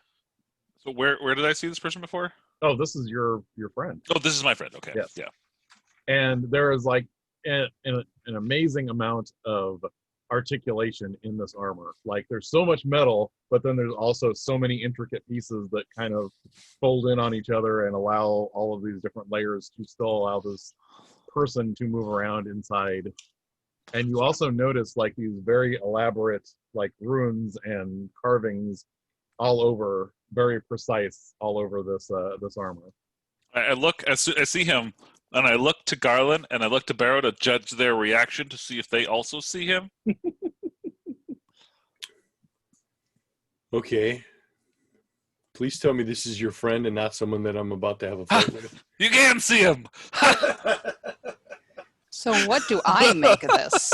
I mean, you had surmised from these descriptions a while ago that this was a Doc Alfar, one of the dwarves that were corrupted during the Soul War, and basically were kind of bound to this plane in between places. And you're absolutely sure of it now that you're seeing this in front of you. Yep, don't like that. This is my friend. He's going to help means us. to an end. All right. And So, what's funny is now when he starts speaking, Zindlane, you hear him speaking just normal low Avalon common. Everyone else is hearing this very old, deep, rumbling language that you do not understand at all.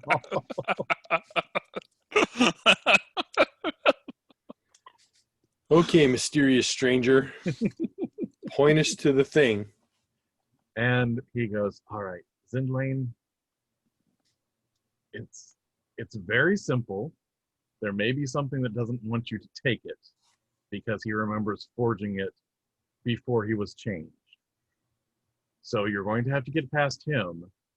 And you also want to be very careful.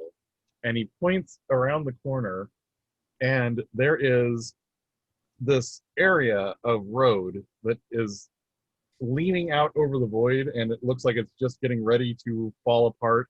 And there is a tower up on that area. It's in the tower? Yes. Oh, hell no. It's a bit unstable, but I think if you do it quickly, you should be able to recover this no problem. Oh, wow. You What's were he right. I thought we saying? were going to try to stay away from... What do you mean, what is he saying? He's... You're hearing like, Dashkutat Itrada Putaka. It's What a do you- language like, we don't understand. Clean the here. cotton out of your ears. Oh, you do. Oh, it's one of those. Okay. So there we've got the weapon that we're trying to find is a gauntlet with a long sword with a kata attached to it, right? With a long sword attached to it. Yes. And we've got to go and skirt that cliff edge right there and get into that tower, and we've got to avoid or defeat the person who thinks he created that sword a while ago. And then we're home free. That's it, huh? Well, that's all. Yeah, totally easy. Just make sure you don't look over the edge, because it's kind of freaky. It makes your stomach churn a little bit. Whatever you do, don't look down. Wonder why. Maybe because we're not meant to be here, guys. Yeah. Well, yeah, but we need the weapon forged before the Soul War. Yeah, this place does not feel right to you at all. If you have any kind of supernatural attunement, this place is just... Zindlane doesn't feel it, oddly enough. It's No, almost like Zindlane- Gee, I he's wonder why. attuned to the supernatural in a different way. All right.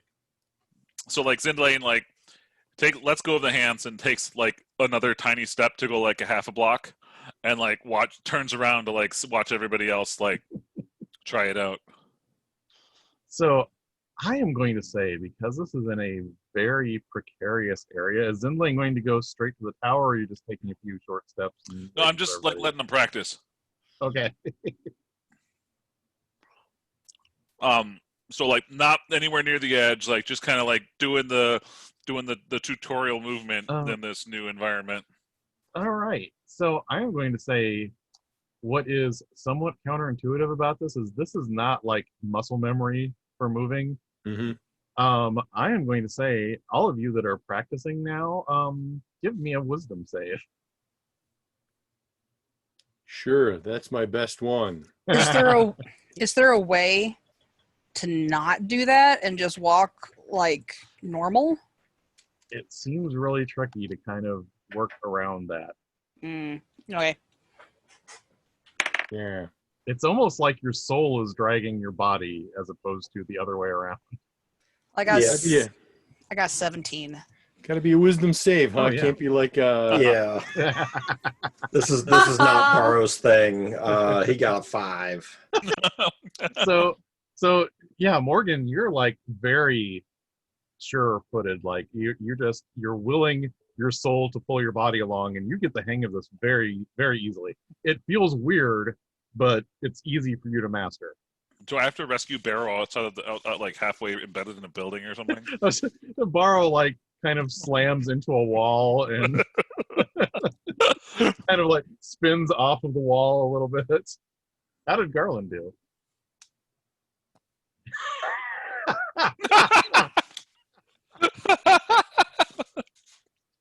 Yeah, Garland, you like look in a certain direction and all of a sudden you are there, and it is, it wasn't the direction you planned on going. You just made the mistake of glancing the opposite direction. And Okay, maybe we do need to hold hands.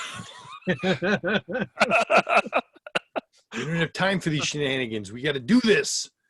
Okay, I'm gonna grab their hands, and like, I'm pretty confident that I can step right to this tower, right? Mhm. Okay, I'm gonna do that. I'm gonna grab their hands and I'm gonna drag them right to the tower.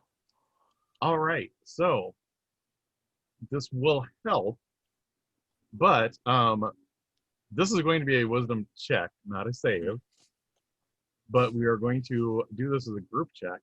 Zindlane and Morgan, you both have advantage on this check. All right. Wisdom check. Wait, what's the difference between wisdom save and wisdom check? There's a few rules interactions that are a little different between a save and a check, but essentially 17 again. It's the same bonus, though, right? yeah. The only thing is like if you have a wisdom save, you might get a proficiency bonus on okay. it. Yeah. So what? So did Morgan get? I don't get my proficiency bonus. Is what you're telling me? Yeah. No. Okay. What did Morgan Yeah, for get? this one I made 19. Wow. I got a 16. Wait, I so got you're saying? Sorry, go I ahead. got 12. If the proficiency bonus is not included, I got a 14. Okay. Is that with the advantage? Oh, Yes. I didn't roll with advantage. I just rolled once. Yeah, I still got 12. So yeah, all of you. Ironically, Morgan and Zindlane, who were the most confident, I think probably I would say because you're overcompensating for the other two, aren't as graceful. But all of you managed to just take a few steps, and you are at the base of the tower. Now, don't look over the cliff. Remember. Yeah, as soon as Zindlane says, "Don't look over the cliff," give me a wisdom save. Suck it. 23. 20. Wow.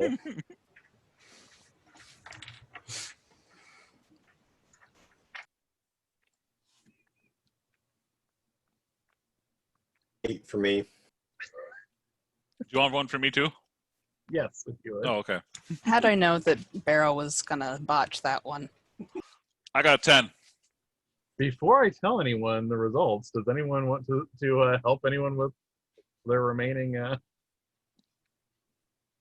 I can't help. I was gonna say I have. I couldn't have been a 1, so I could re-roll it. Right. I think I'll let Morgan's Barrow. the only one that still has Yep. inspiration. Barrow rolled the lowest, right? Yeah. I'll let Barrow have my inspiration then. I think I do need to pick up the lucky feet.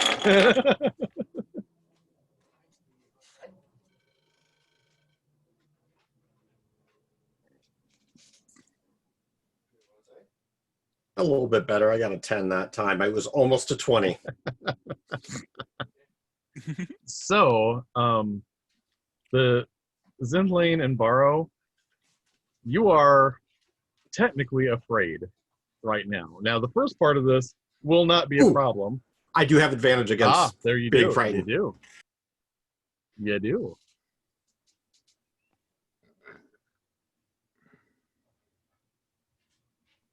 I can hear that die just spinning and spinning and spinning. Yeah, it does take a long time to finish. I rolled a 1. Let me re-roll that. Hey, Oh, you're thank triggering you. all the halfling traits.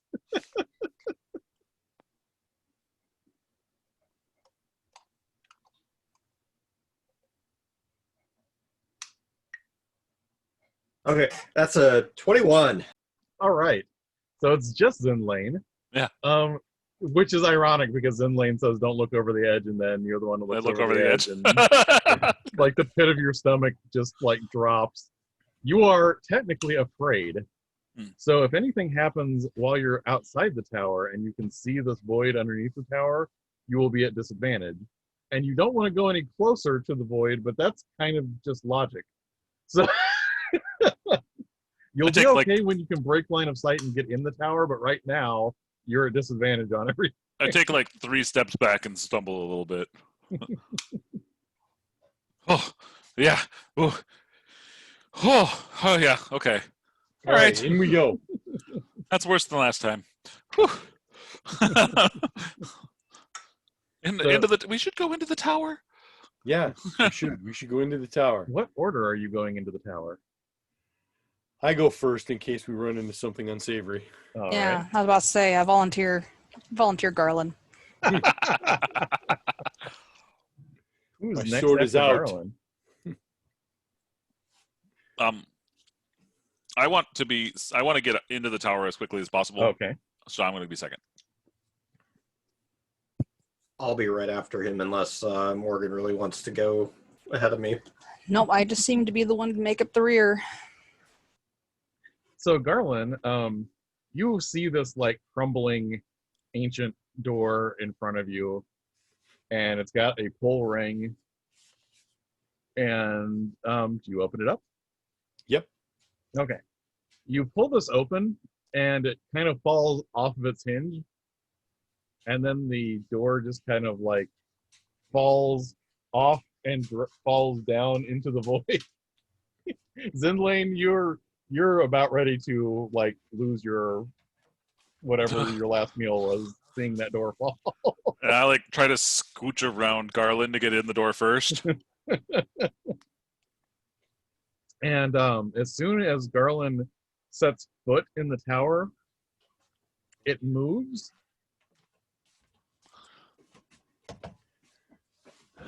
For Garland or for everybody? It just feels like it shifts a little as soon as Garland puts one foot into the tower. Because of course it does. Naturally, of course it does. Sorry about that. The dog can't decide if he wants to go that's all outside or not. Not a problem.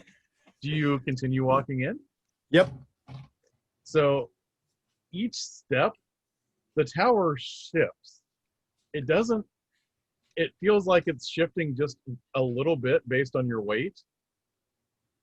And nothing's giving away per se, but those of you that are like towards the back, like Barrow and Morgan, you can see the tower is ever so slightly just kind of bowing one way or the other as people are walking into. Bye. Nope.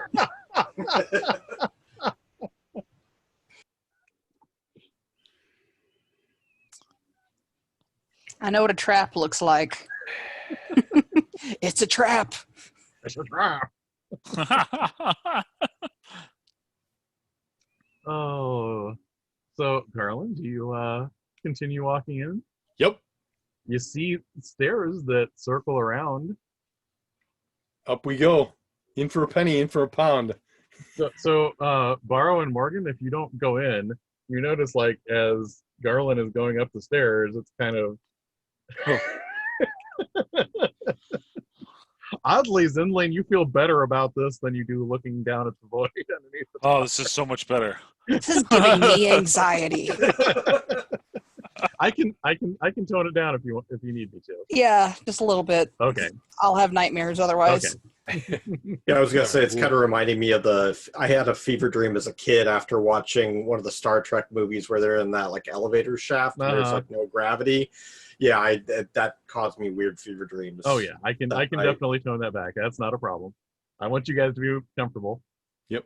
So, Garland, you hear a voice further up, and it's kind of muttering to itself in that same language that you heard Zindlane's friend speaking. Oh, good. Then we don't have to worry about having a conversation because I can't understand him anyway. So I don't have to worry about, why do you want me to steal my thing? And like, I don't care. I'm gonna kill it. So, when you get up there, you see this figure that is just like it's armor that is almost exactly like Zindlane's friend had, but it doesn't have the fang looking pieces in front of its face. You can actually see like this ghostly blue apparition of a dwarf's face within this. And when you see this room, there is an anvil and a bunch of forging equipment up in this tower, and there are a whole bunch of other weapons. You see the one that was described, but there's a whole bunch of other ones here. Okay, then.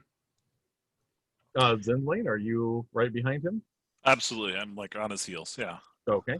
Morgan and Barrow, did you come in after this? Yeah, kind of disoriented, but like catching up with them. Okay.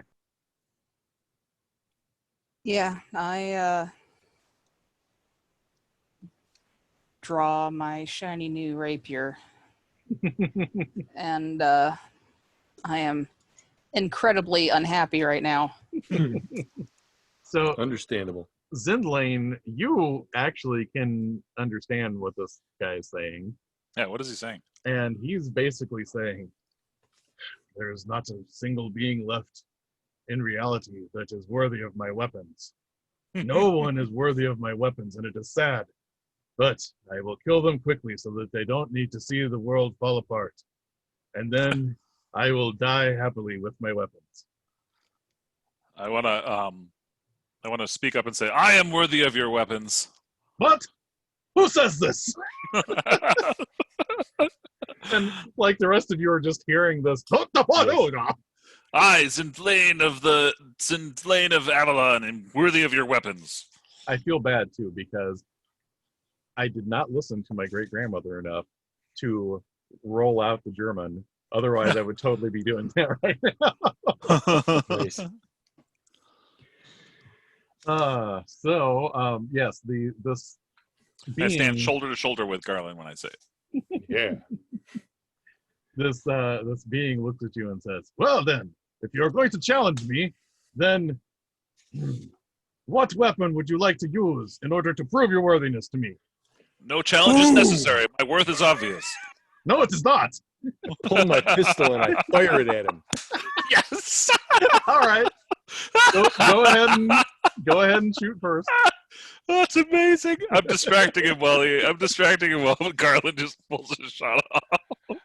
Oh.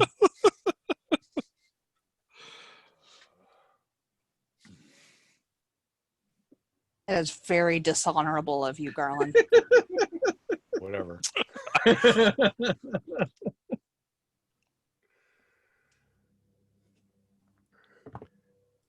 Oh, look at that.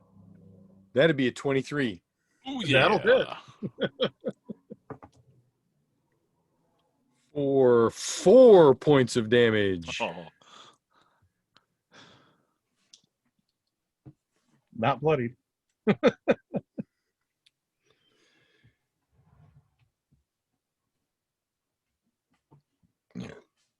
And then I holster my weapon again. And basically, yeah, you see, you get the feeling that some of the incorporealness of the dwarf space was marred, but it didn't have the full effect that you would usually expect a pistol to have if you shot someone in the face. Well, I was, expecting the shot to go right through him and have him laugh maniacally at me. So, win-win there, right there. And he's like, "What kind of weapon is this?" Which, of course, Garland doesn't understand any of that. This weapon is very loud. I like loud weapons.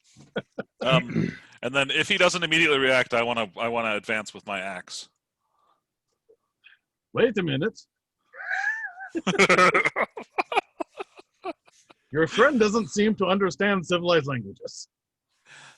So I need you to be my interpreter. If you do not see my honor, then clearly combat is required. No, I'm telling you, I want to negotiate. I'm also a merchant. Yeah, okay. If you can talk your friend into giving me his boomsticky thing, then I will let you pick one of my weapons. I don't know what the fuck this accent is. So I'm like in the process of taking 2 steps forward, and then as he says that, I turn to Garland. I'm like, oh, he wants a trade. He wants a what now? He wants to trade. He wants your gun. You've demonstrated power, and he's willing to And accept a trade. he's just kind of like nodding at your gun, like, he'll give us the gauntlet sword if I give him the gun. Yep. he said, and he like motions. He motions to all the weapons, but then he goes, One weapon. Hang on a second. I'm like,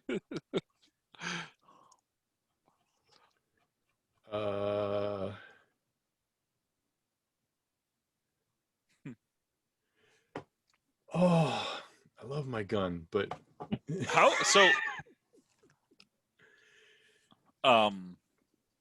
rare are these guns again in this setting? in this district, it's not easy to find one, but like they're not that hard to find elsewhere. I might know somebody who could get us. they're Yeah. kind of expensive, but Yeah. you know what? I pull it back out and I do the flip where I flip it around so I can grab onto the barrel. And he reaches out for it and he looks at it and he gets this big smile on his face and he goes, "I'm going to spend what little time eternity has left trying to make better ones of these." Excellent. I take 3 steps forward and reach and grab the as he's doing that, I reach forward and grab the gauntleted sword and say, this is what we need.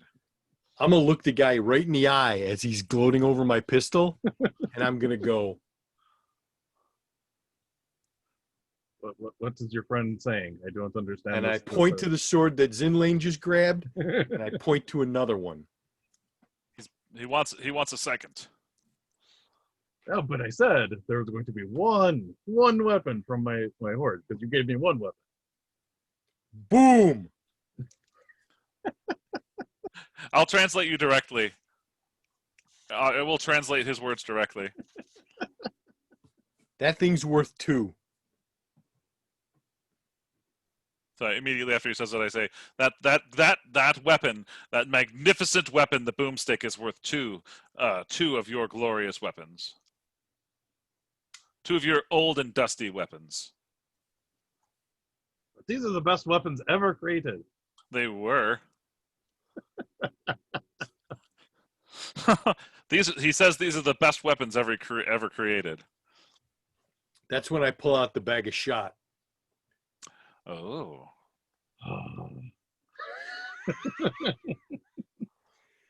That's No how you boom negotiate. without this. You drive a hard bargain, but I get to pick out the thing that I give you next. Can I translate that for you?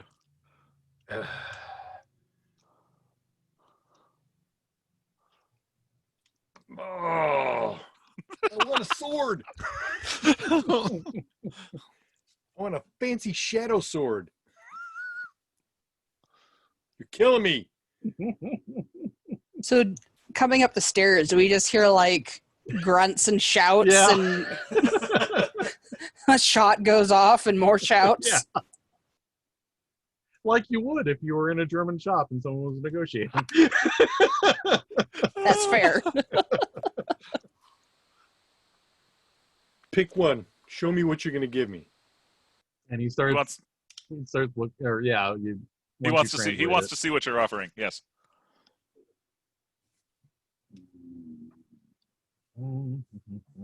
He's walking around.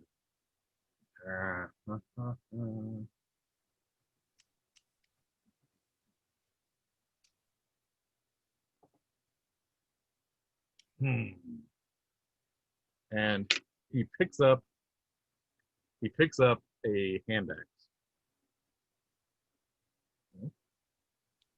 And he throws it at the wall. It angles off the wall, off another wall, and then back into his hand. Ooh.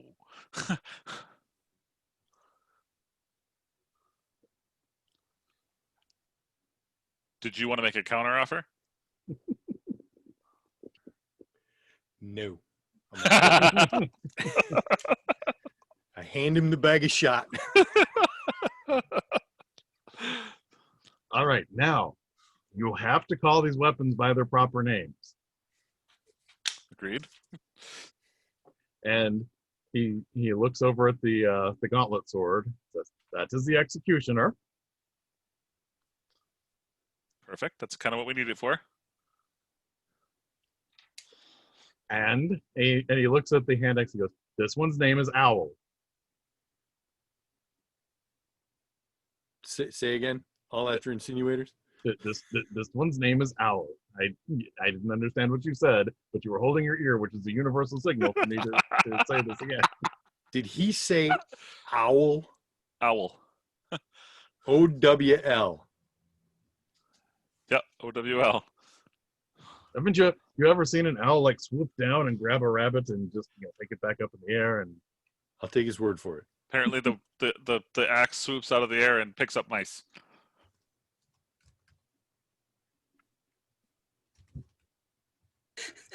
We're coming around the corner, and this is what I hear. It's the first thing that I hear coherently.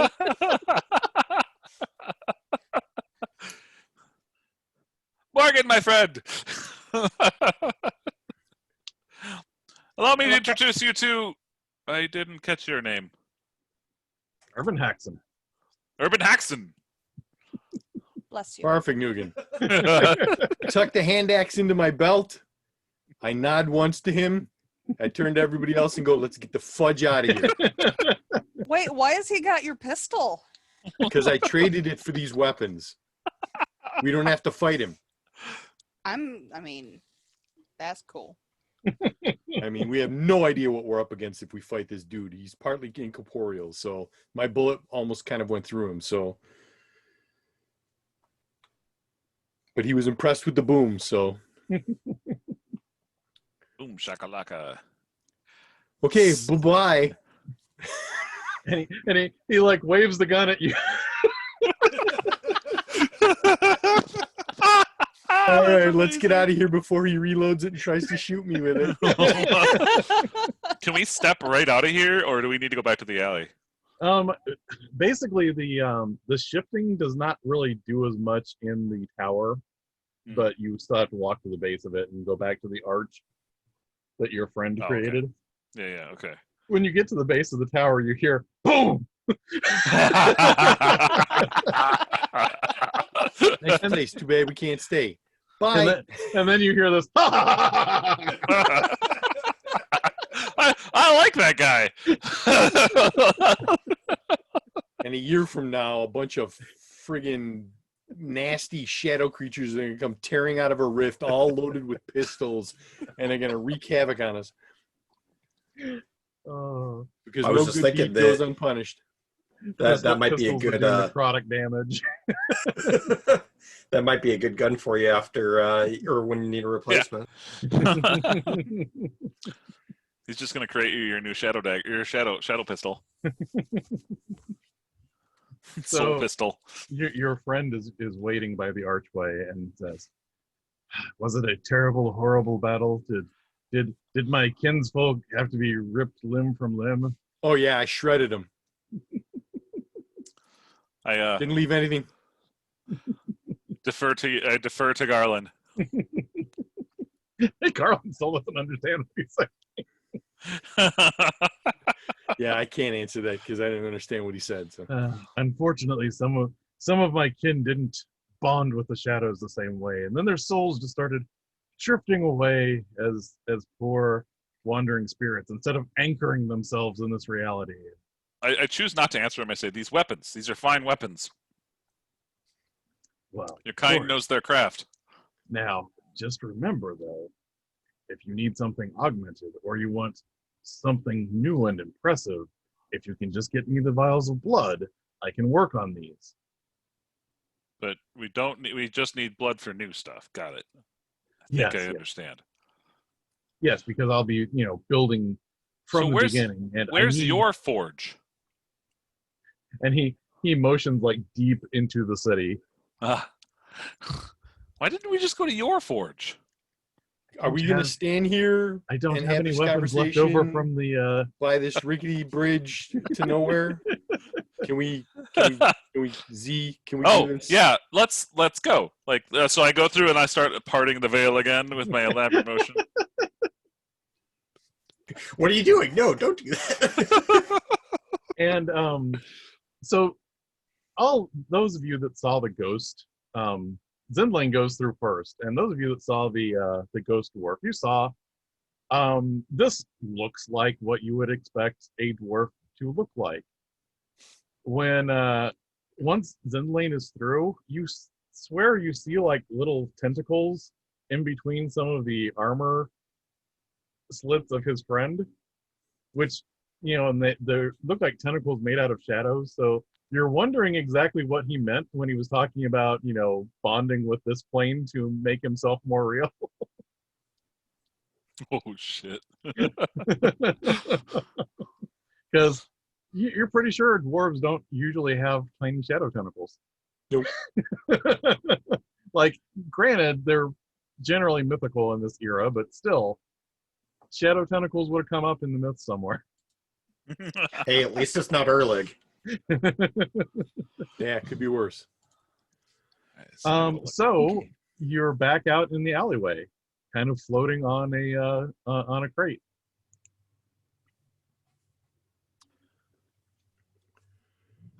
Like Zindlane immediately turns and vomits off the side of the crate. All right. That was awful. Told you. Hey, we Not made right. it back alive. We have weapons with which to destroy the what was he called again? The Farthig Newton, bad man, The bleak one. nasty, the bleak one. the bleak one. Nad, yeah. I have Executioner.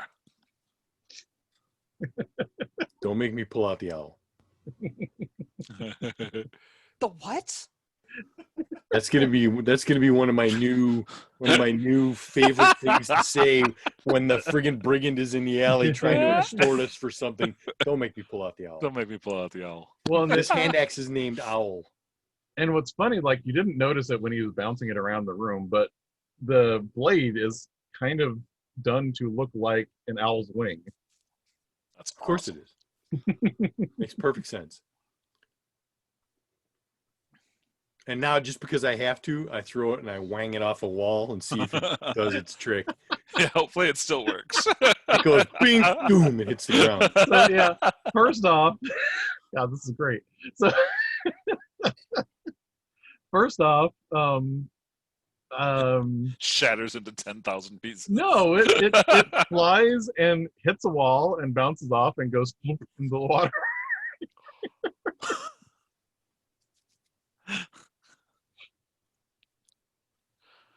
How deep is this water? Oh, can I see it? About 3 or 4 feet, depending on where you're at. I'll cast Mage Hand. And can I get some light? Light. Anybody can make light underwater? Aziz. Light. I can light a torch, but I'm not that kind of cleric. I'm here for shadows. Okay, I'm gonna catch Mage Hand and try to like fish underneath her and try to grab it. All right. So yes, you pull it back out. Okay, good. So I will pass on the stats for these, but these are actually both legacy weapons. Whew. So they get different abilities over time. Ah, And as the DM, I will let you know you do need to attune to them, which is part of why the axe just kind of like wanged off the wall. It makes perfect sense.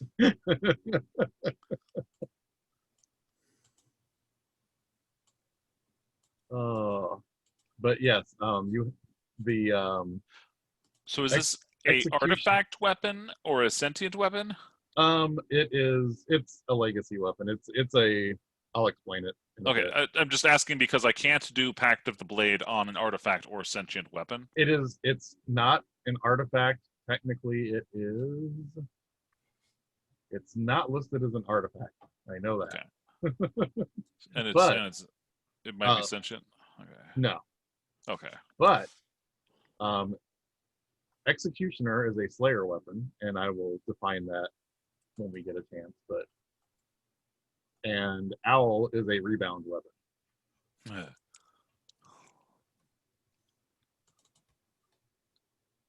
Like rebound, like he just broke up with his pistol and it's his rebound now. Yes. That's exactly it. Yep. That sums it up right there. Cool. Yeah, the base level, once you're attuned to it, it just returns to you after you throw it.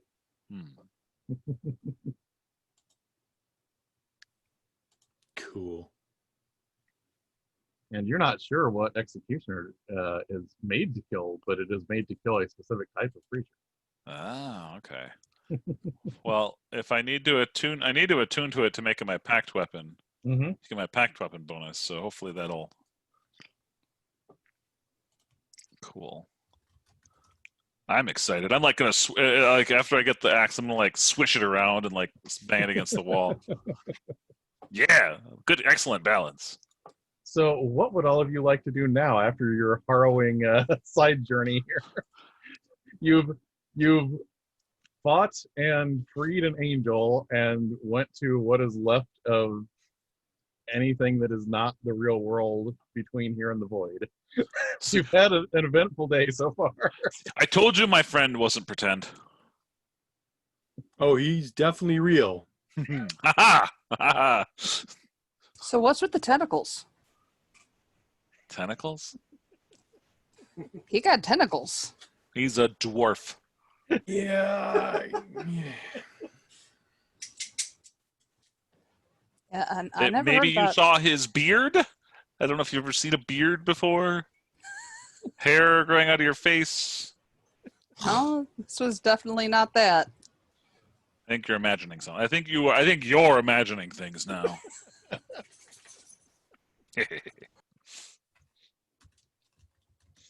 Oh goodness. So yes, what would you like to do at the moment? You do still the tower should be almost pumped out by now. Oh, really? Well, I think I want to take an hour to like attune to this thing. Okay. Where are all of you going to catch your hour-long breather to potentially attune to things? Somewhere drier. Yeah, somewhere nice and dry. Should we go back to the Valkyrie library, or? I think I'm maybe go back to the cradle and relax there.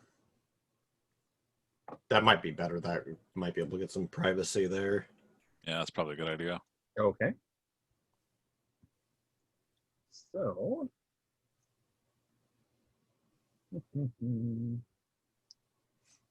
look up something really quick here. Yeah. So that's about three blocks away from where the well is at. You get back to the cradle, and Mother Nindra looks at you and says, "You all seem more disturbed than usual." Well, we did just spend some time on the other side. Oh, I don't suppose there's much left there anymore, is there? Not much. I mean, I only got to look at a part of it, so I have no idea how much is left. But And you know, Morgan, this is really weird because this woman seems very familiar with cosmology for someone that runs a boarding house.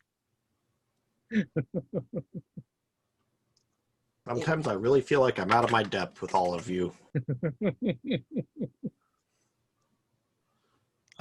Zindlane immediately goes off to like a corner and like sits down cross-legged and like holds the sword like kind of in his hands and like just doesn't move for the next hour. yeah, I will spend the time attuning as well. So while all of you are carefully holding your weapons,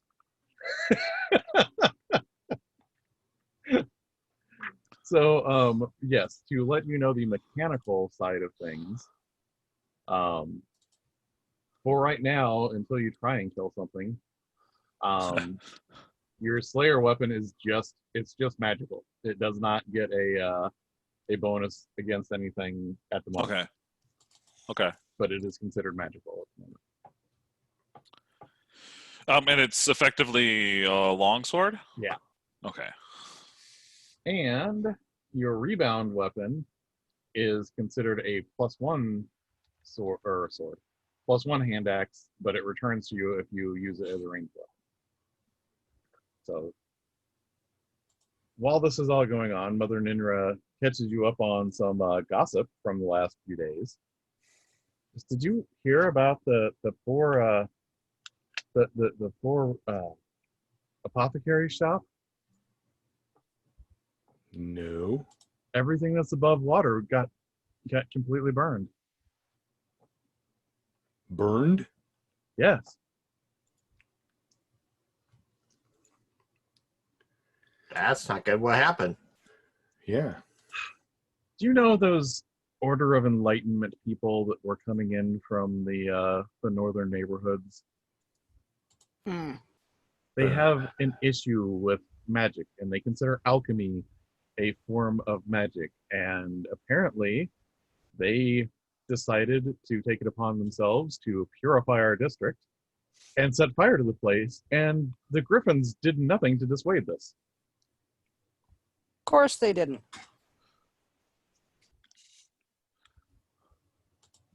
I'm quite upset. I have always been a fan of Brewer's work. It might have been unique, but it was our unique site. Who did this? The Order of Enlightenment. Is Brewer okay? I haven't heard anything about them since all of this happened. I feel like we need to go like correct some perceptions here. Stab him with the pointy end. Yeah. They don't have a foothold here. They're clearly from outside of our. Yes. And you don't mess with our alchemists like that. This is what you had heard from last time. Originally, the head of the Griffins in this area was wanting the Order of Hermes to help pacify the area and gentrify it. And since that wasn't working out, they seem to have reached out to the Order of Enlightenment, which is a very dangerous move because they are very anti-supernatural to the point to where even things that seem like science are scary to them, and they would rather burn it to the ground. And so I want to write a note. Okay. I want to write a note to my good old friend at the Rat Vendors Guild. Rag Vendors Guild. Uh-huh. And I want to say, if you don't come around, I might have to contact I might have to utilize my contacts within the Order of Enlightenment. How are you delivering this? Signed, Xander. Your friend, Xander. I am going to I'm going to wrap it around a rock and throw it through his window. All right. So, Obviously, after my attunement is done. so what is everyone doing like after this hour and Zindlane goes to throw his message through the window here?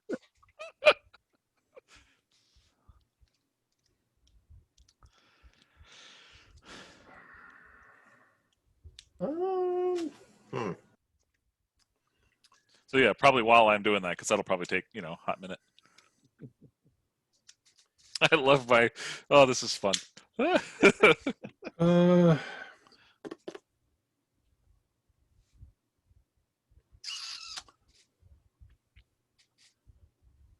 I feel so like should we confront this Order of Enlightenment folks? I mean, they need to be told what's up. Yep.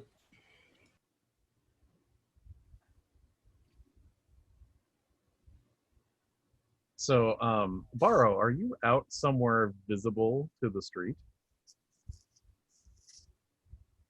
I'm probably accompanying Zindlane as he's doing his brick throwing. So, as you're doing this, a crossbow bolt hits a wall near you. Okay. I quickly draw my swords and look to see if I can see where it came from.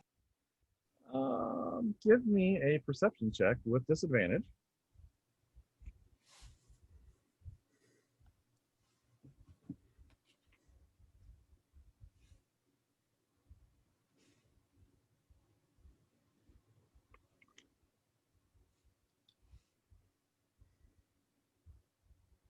Oh, that's not bad.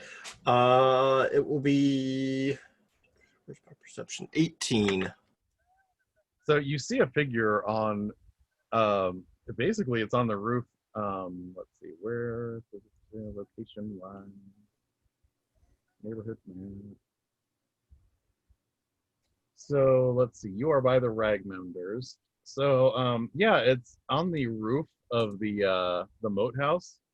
You see a figure, and they're basically gone by the time you see. Like, you can see that's where they were at, but they just kind of back onto the roof there. But you notice the bolt has a note tied to it. Well, that's one way to deliver a message. Usually the kids are the better way, but whatever. I mean, as we're out here delivering a message. All right, so I pull it down and take a look at it. And it says, Baro Broomhill, we have a proposition for you. We need to settle this open bit of business, and we think we can do it in a manner that will be profitable for both of us. If you are interested in this business proposition, please meet us 2 nights hence at the caravan. Oh, those people. Look for the purple feather.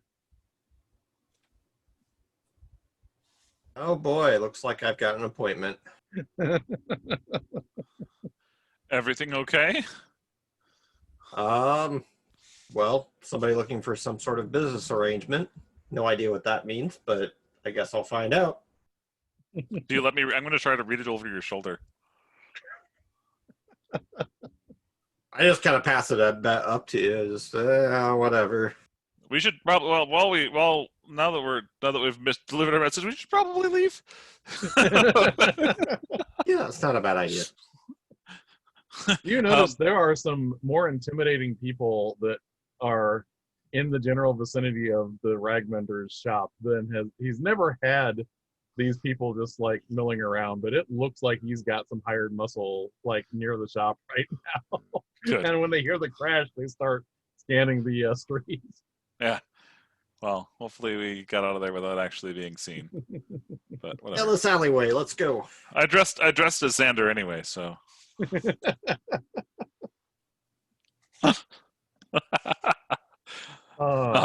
Do you all have a place to meet up again after the shenanigans, after the message delivering in both directions? So what is Purple Feather? I mean, like, I assume we do. Are we meeting back up at the?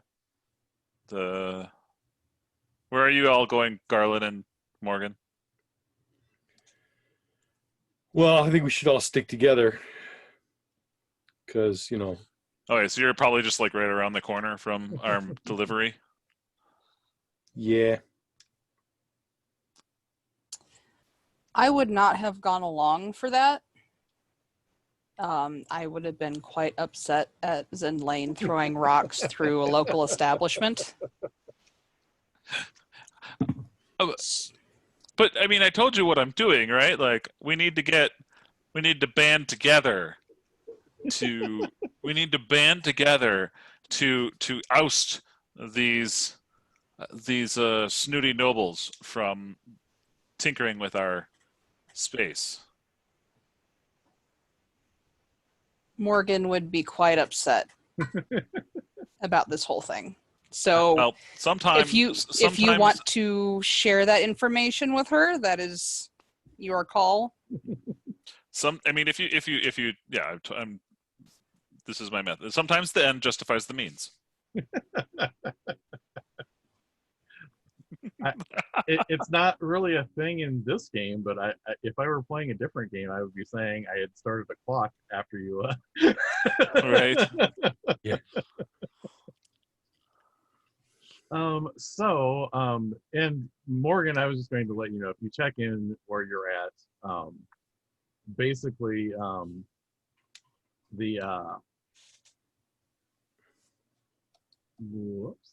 Curate Malgorna is really, really happy right now because the books, she doesn't know how they got so messed up, but apparently her math was wrong, and yeah, it's probably not going to do them any good to sell off the orphanage, but she is thrilled because she has never seen the profits that come in once the kids start working as boatmen. That's much more lucrative than the messenger service. This might actually, mean that flood season may actually make up for the low income that they generate the rest of the time for this being a lower income neighborhood.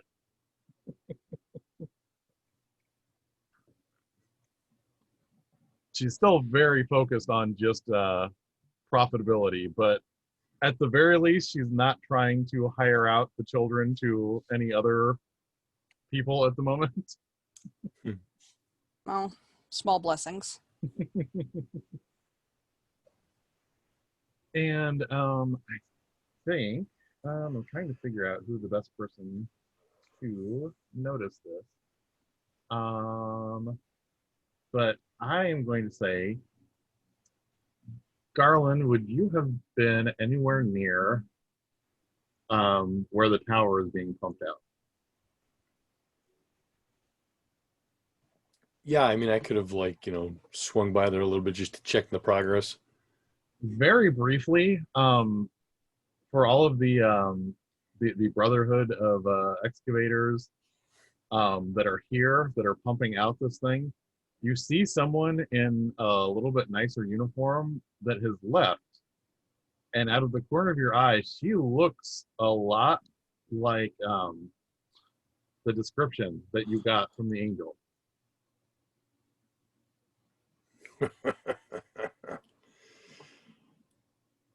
I will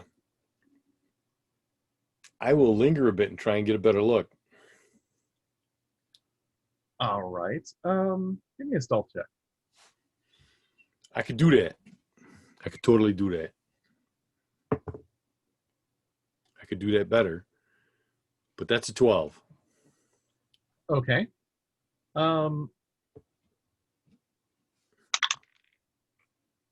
You can always trust me to roll dice low. So you kind of follow her around a corner, and you notice like she is looking around, and all of a sudden she steps off into the water and goes under the water and doesn't come back up. How long are you going to watch here? Longer than a normal person could hold their breath. Yeah, upwards of about 10 minutes, and she does not come back up. All right, I'm gonna go walk over to that spot, look into the water, see how murky it might be. When you look like around where she disappeared, there's one of the sewer grates that is open. Mm-hmm. All right, I make note of this particular spot. Rendezvous up with the others. Nah. So on that note, I think I'm going to call it for tonight, if that's good with everybody. Seems like a good spot. All right. Do we have any last minute things we would like to say, Bob? Just again, it's been a pleasure having a good time with this group and this game, and thank you again for running it. Thank you for playing. Eileen, do you have any last minute things you'd like to say?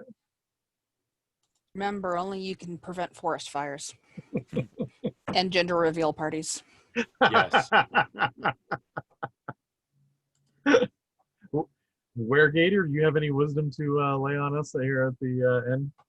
The only wisdom I have is that D&D can be this type of game too. This is the most fun I've had playing D&D / Pathfinder. So, thank you, Jared. Thank you. I appreciate it. I'm having a lot of fun with this. Yeah. And Brandon, do you have any last minute things you would like to say?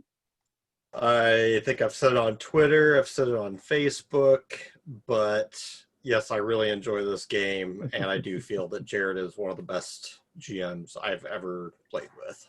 Thank you. You guys, all of you are a great crew to play with.